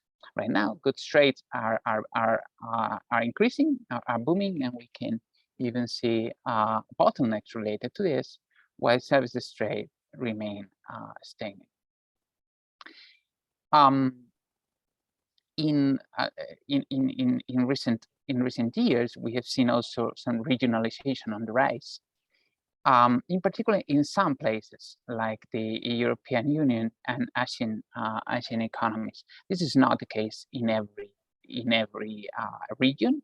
For example, it's not the case in Latin America, where for example, the trade between the Mercosur partners have been decreasing in the last few decades. Finally, another topic about globalization is global value change. After the global financial crisis, the fragmentation of global value change leveled out, and as shown in the left-hand side by the value added as a share of exports, and then decreases somewhat. This is reflecting the different position in global value chains of Asian economies, that they are rebalancing their productive structure, moving upwards in the global production chain. As I have said before, this is also related with how offshoring is evolving. This data comes from the European Restructuring Monitor and show the offshoring decisions extra-European Union and intra-European Union of European companies. During the first years of the century, there were a lot of this type of decisions, offshoring, both extra and intra-EU offshoring. These decisions have basically disappeared in the last few years, according to this data. While reshoring is the decision of reshoring that are not shown in this figure are increasing due to different developments. For example, the lower distance between the costs of producing outside and inside the country. In general, technological factors also are going to impact on trade in the future. The pandemic, for example, Masood referred before to how if the shock is, we need a sufficiently big shock to change the current trade, the current trade framework or multilateral framework. You didn't use multilateral, I know. I think that it's very important to take into account that technological factors are going to change, in particular service trade a lot. And this is going to be evident in the tradability across border of services, in particular of, for example, professional services. And also, as a consequence of the pandemic, some countries announced policy initiatives to increase the resilience of global value chains, as I also mentioned before by Mark. In general, the literature shows that if you have a more national mix of inputs, you are more vulnerable to shocks, while firms engaging in international trade are more resilient and then recover faster from the previous shock. In some sense, there is some value, global value, in how production is performed and organized in global value change. Of course, the evolution will also depend on political factors, and that may undermine the support for free trade policies. Finally, and this is my last slide, the future of trade is related to how climate change initiatives impact international trade linkages. This is the case, for example, with a new proposal about a carbon border adjustment mechanism that implied introduction of new and complex trade barriers in global trade. The evidence shows that the current environmental clauses might entail a positive impact on the decarbonization, but may slow down the trade benefits of a trade agreement. I would like to finish with a very European part, right, in which, in general, European countries are very dependent on external energy sources, and this also can change with the fight against climate change and the switch to renewable energies. This is going to affect a lot global imbalances in particular, as they are very related to oil imbalances, and may also reduce trade in the energy sector. Thank you very much. Thank you, Iván. Thank you very much. Let's move on now to our last speaker, Nicola. And you have a presentation, no? Yes, I have a presentation as well. Great. Thank you so much for having me. Welcome. Yes, so I want to pick up on that question. Are we going to face a different, is this the end of globalization, or what is really going to change? And we're looking more at in the book, Six Phases of Globalization, Anthea and I look more at the level of narrative.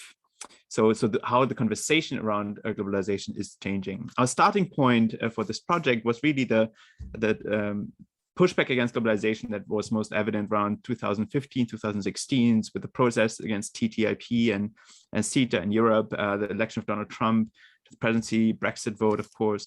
And what we saw here is that the dominant narrative of globalization, that it's a rising tide that lifts all boat, was really being challenged in a more sustained way by other narratives than we had experienced before. Of course, we already had the battle at Seattle, and we always had criticisms from the right as well. Ross Perot in the US with his great sucking sound of jobs going to Mexico.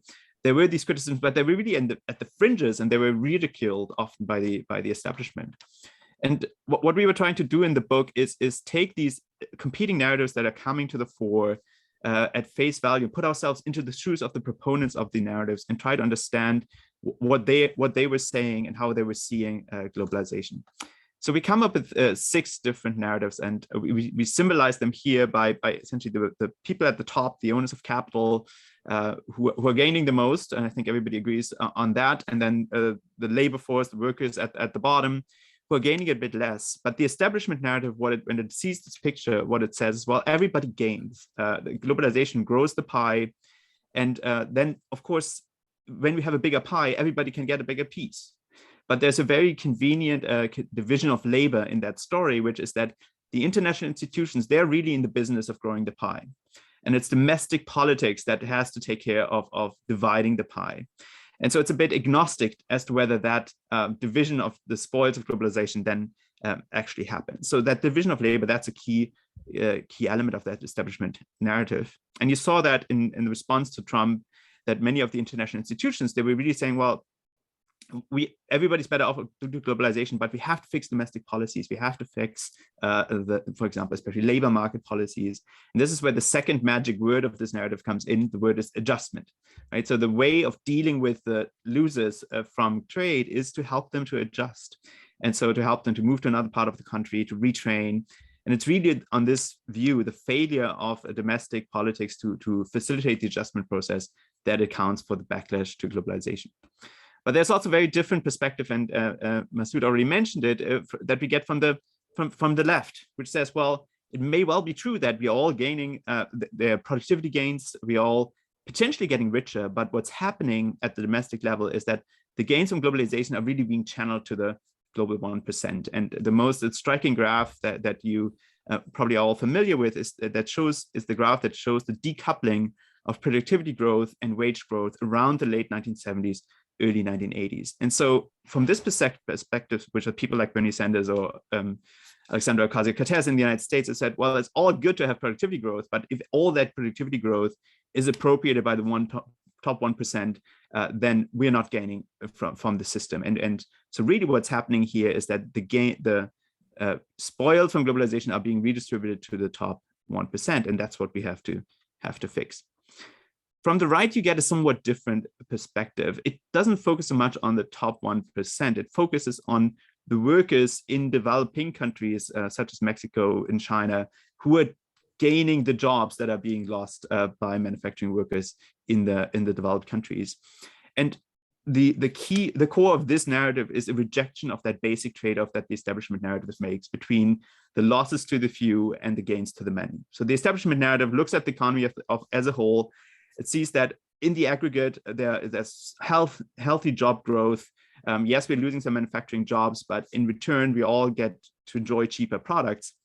And it's exactly that trade-off that the right-wing populists like Trump reject, because they value certain jobs and they're not willing to trade them off for anything else. So they value the auto jobs, the steel jobs, the coal mining jobs, and not just for their economic productiveness, but also for their emotional value. Right? Trump said, a country that doesn't produce steel doesn't have a spine. It's a spineless country, and he ridiculed this idea that all these strong men with their big hands that are producing steel or autos, that they should move on and make tiny little computer parts, or even worse, like move to some kind of service sector industry.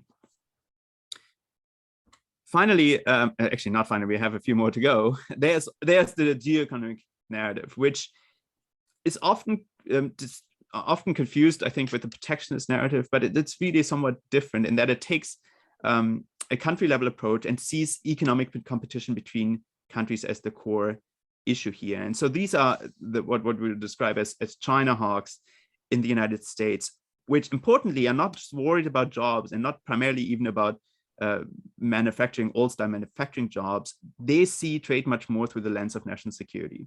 And so the jobs that they are interested in are the high-tech industry, the ones at the cutting edge of technological development. And the important change in perspective that occurs here compared to the establishment narrative is one that it directs attention away from absolute gains, which everybody is clearly reaping from globalization, towards relative gains. So the concern here becomes one not so much about whether the US has in absolute terms gained from globalization. What matters is that China has gained more. And that's what we have to worry about, because especially in this age of technological progress, where we become ever more independent, data connections cross borders, and we therefore become vulnerable. And that's the second way in which this narrative differs from the establishment one, in that the establishment narrative sees trade as something that leads to peace. So if we're trading more, then we are more likely to have peace. From the geoeconomic narrative, trade is peace is a precondition for trade. So we shouldn't be vulnerable. We can't be interdependent with a country that is a strategic competitor, because that exposes us to all kinds of vulnerabilities that we can't tolerate.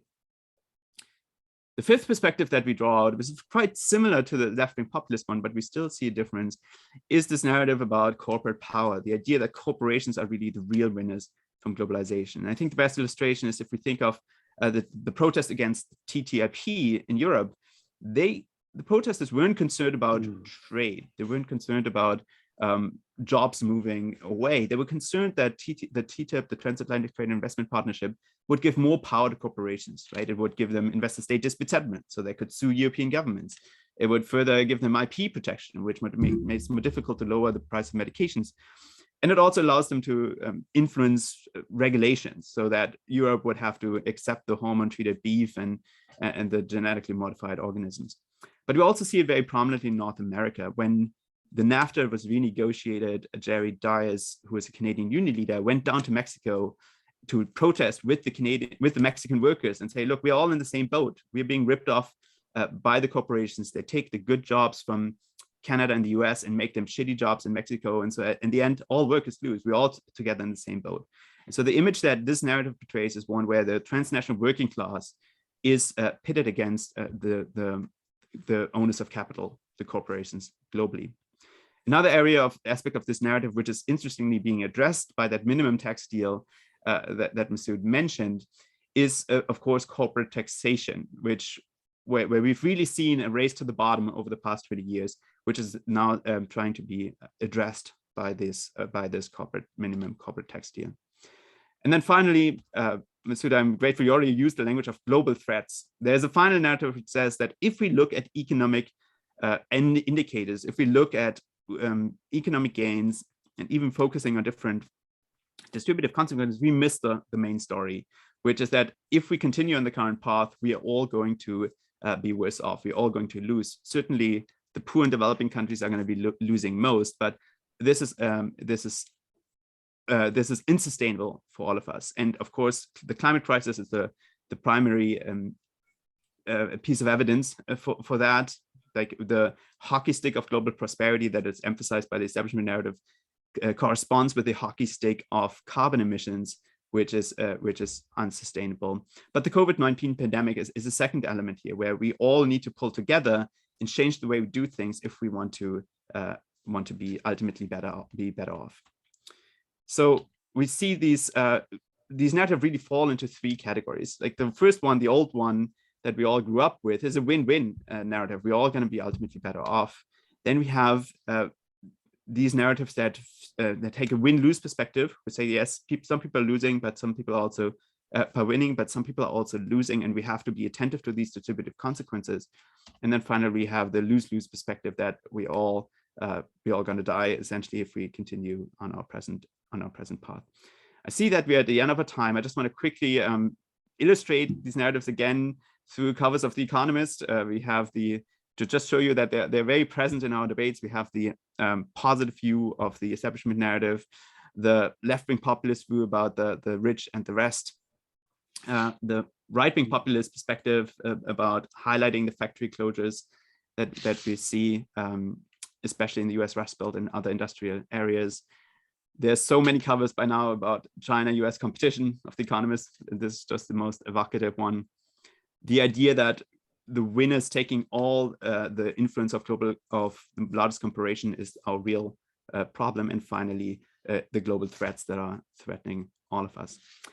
So I'm at the end of my time, so I'm just going to skip through my last slide. This is the book, and our basic message is that if we want to piece it back together, we need to take account all of this perspective. So like it's not, we're not going to be able to build a new consensus if we go at it with the conviction that one perspective, one of these narratives is right, and we have to follow that path.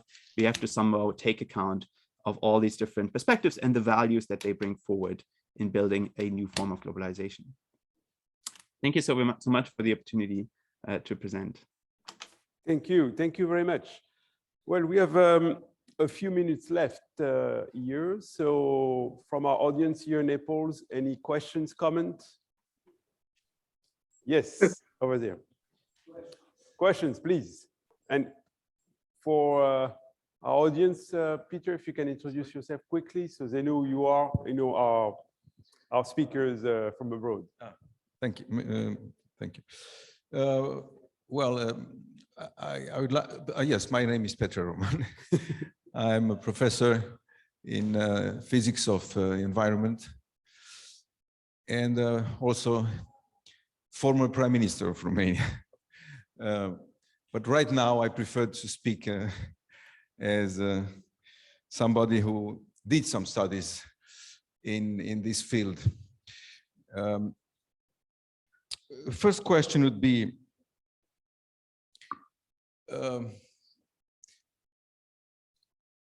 climate change, the threats coming with the climate change, aren't they in fact enhancing the globalization trend? And even, I would say, enhancing on the long run.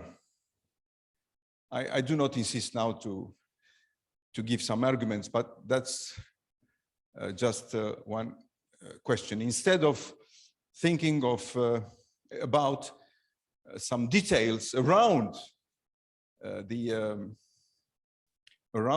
process of globalization, the essence could be just how to cope with the negative consequences of climate change. Secondly,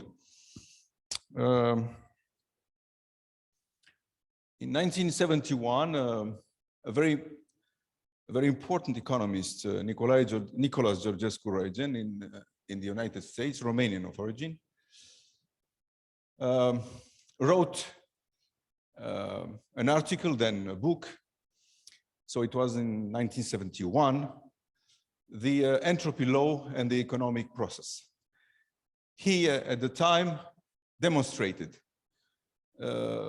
very strongly, now everybody agrees with his theory, that very soon humanity can use, and only, the only resources, unlimited resources we have is the energy coming from the sun, solar energy.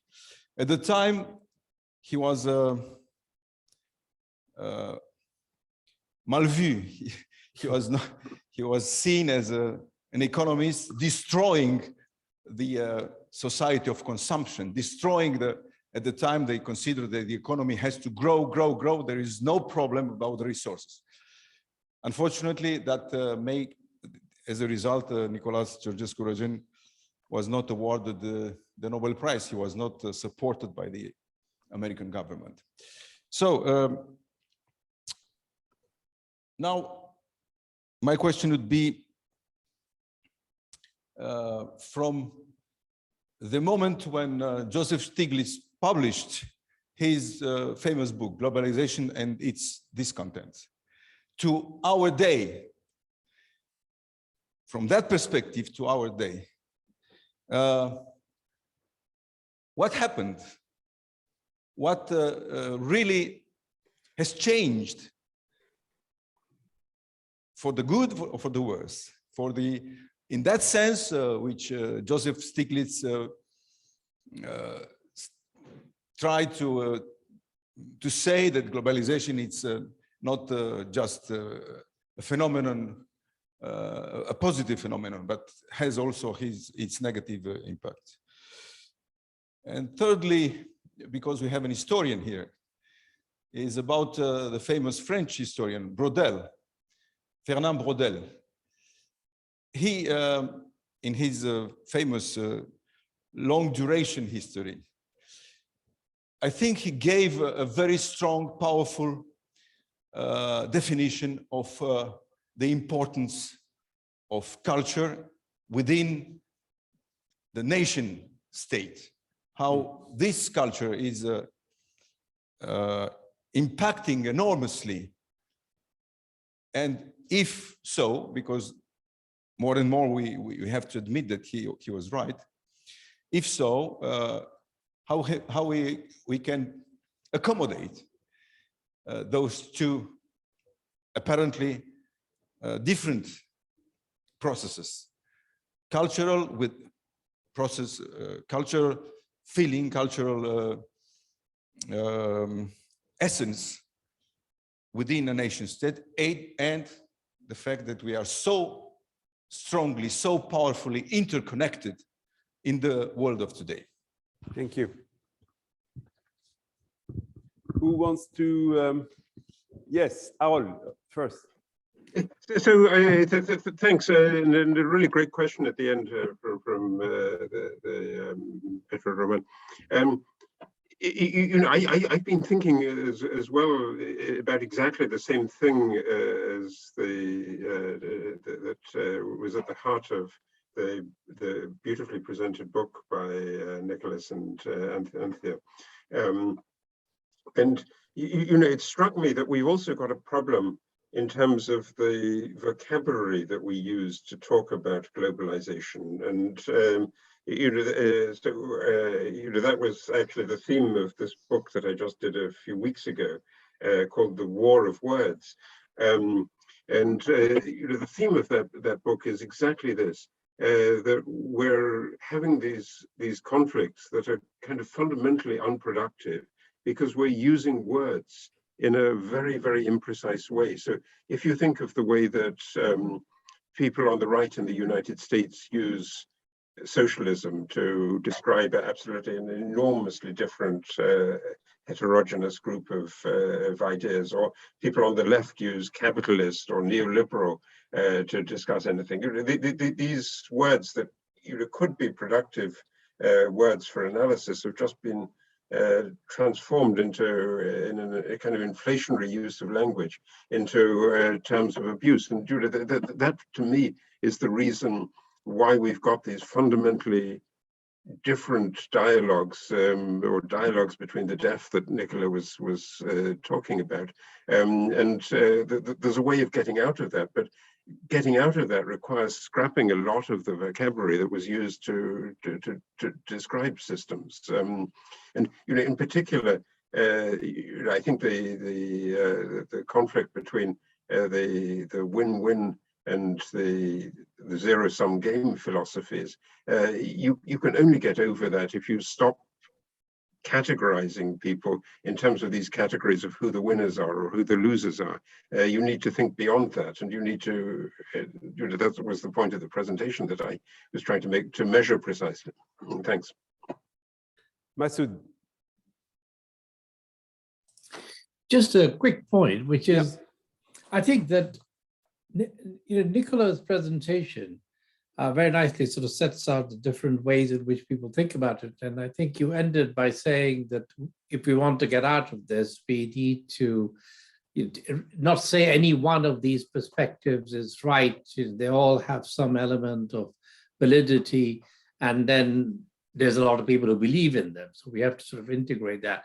I would go one step further and say, I think we have to also recognize much more explicitly that this is not a discussion about technical forces and about economics alone. And we have tended to measure, and this coming back to Harold's point, measure the benefits of globalization mostly in terms of economic outcome. People are better off, you have cheaper products, you have living standards are improving, and you immediately start producing these charts which showing improvement. But it's much more than about economics. It's about the national security. It's about a sense of a kind of dignity in work. It's about a sense of its culture, as a point that was just raised by the last speaker. So I think unless governments also take this back from the economic ministries and bring it back into a sort of core whole of government approach to think about this, we're going to continue to have a little bit of what Harold was just saying, this dialogue of the deaf, because we kind of happily carry on demonstrating with book after book, or paper after paper, the economic gains from globalization. but it's got no value for the people who are objecting, because they, A, they don't believe it, and B, even if they believe it, they think it's not enough reason to give up on all the other things that they see as costs. And I guess my plea is we need to broaden this conversation to bring in the different dimensions of what people see as the gains and costs of globalization. Thanks. Thanks. Iván. Yeah, thank you for about the comment about on the climate change issue. This was one of my points in the presentation. We are switching tradable, perfectly storable good like fossil fuels for a non-tradable source, basically renewable energy. This is going to change the trade outlook a lot. I think we are not, like right now. We are not aware of how this might change the trade and globalization. And if you look at the models in order to achieve net zero strategies, this switch is going to be unprecedented and should come in an extreme velocity if you want to achieve those objectives. So I mean, this is going to be a big shock for most economies, and change, for example, like trade balances a lot.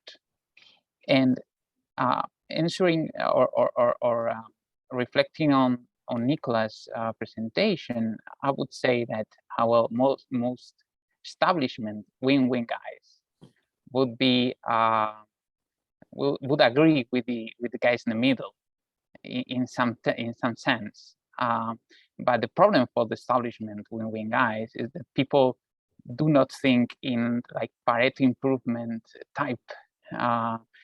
They do not say, okay, I win a little, but somebody wins more, but I don't care because I win a little. This is not the case for normal people, and this is important in order to understand how people treat globalization. Thank you. Can I make a quick comment? Please. I just wanted to pick up on what the speaker, the questioner said about climate change as well. And I think my background is actually as a trade lawyer, and I used to work at the World Trade Organization. And one of the big challenges for trade negotiations is that once we bring these issues such as national security, climate crisis, certain distributive preferences, resilience into the negotiating room, negotiations become much more complex. It was much easier when it was just about reciprocal exchanges of market access. And if the only goal is to grow the pie and further economic growth, it's relatively easy. Like you trade off market access against each other. If you trying to achieve certain substantive objectives like addressing climate crisis, achieving resilience, protecting national security, this kind of middle way, which is relatively light cooperation, is not available anymore. Either you have to retreat to unilateral measures, which is what we've seen mostly now with the EU, with the CBAM, or the US adopting all these national security restrictions, or you really have to go all in on cooperation, right? You have to, for example, agree on a carbon price in order to have like some kind of carbon club, or you have to really integrate your supply chain so that you can rely on each other with firm commitments that you're not going to impose export restrictions in order to have resilience through ally shoring, for example, right? So this middle way of some corporations where and leaving the substantive policy issues to the domestic political front is not really available anymore. We only have these two extremes between unilateral actions and really in-depth corporations. And I think that's the big question, that is whether there are some areas where we can actually have that deep cooperation coming up, which is needed to tackle these issues collectively, or whether everyone is going to go back and trying to deal with them on their own, which of course will make will further like deglobalization that we were talking about at the beginning.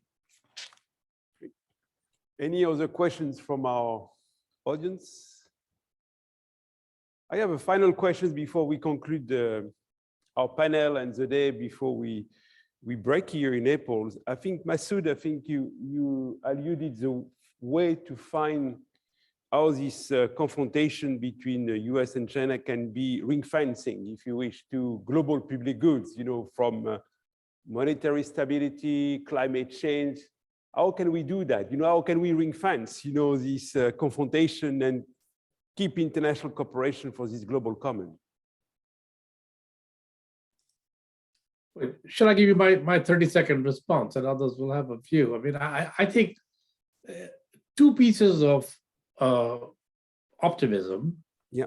One is if you look at what came out of COP26, in some ways, what to me a really significant outcome was the bilateral declaration between the US and China, which actually is an attempt to ring fence that issue.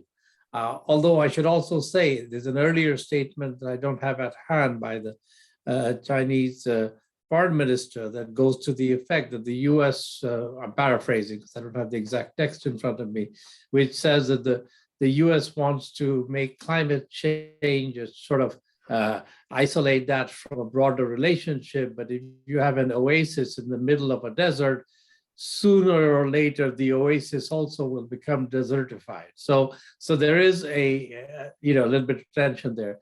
And the other piece I would say is that if you look at the history of the Cold War over the last 70 years, it's replete with examples of ring fencing.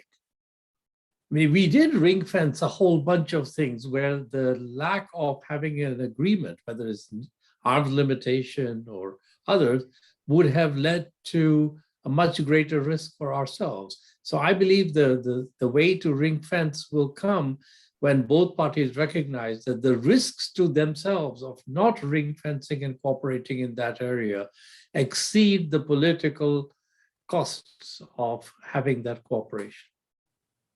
Great. Okay, So I think we are, yeah. Yeah, I mean, I think it's a fascinating topic, and because exactly there are two really almost contradictory approaches to this. One is to carve off separate areas, and the other is to say, let's treat it all like a kind of trade negotiation. And the whole thing about trade negotiations is that you make all kinds of compromises. You're constantly trading off one thing in one area for one thing in another area, and that is the kind of world that you think of as multilateralism, and the whole terminology of multilateralism really comes out of the debates about the trade area. But it does seem to me actually it would be productively extendable to many other areas, but it does depend on having a common vocabulary and common information. And that's why in the presentation I wanted to put the data issue so much at the center of things. Great. Thank you very much. Thank you, all of you. Thank you for joining from abroad. It was a great pleasure. Tomorrow we will reconvene here very early at 8 a.m. For you, as it's going to be very late, but we will be able to see a replay that we will have some very interesting session about the Mediterranean. I think Peter mentioned Fernand Braudel, and we are in Naples, so this will be good to discuss how we can reshape the continent between Europe, European country, and North Africa, and a very interesting session about resilience. That will be where we will have some important speakers that were part of this working group of the G7 about global common and global resilience. Thank all of you. We hope to see you soon in Naples or another part of the world next year. We hope that COVID will be behind us. And now this is time for us to say goodbye. And we will see you hopefully in another occasion. And again, thanks for all of you for joining. And we will reconvene here tomorrow morning at 8 for one session on innovation on money and cross-border payment. Thank you very much. Thank you. Goodbye now. Thank you. Bye-bye. Thank you. Bye.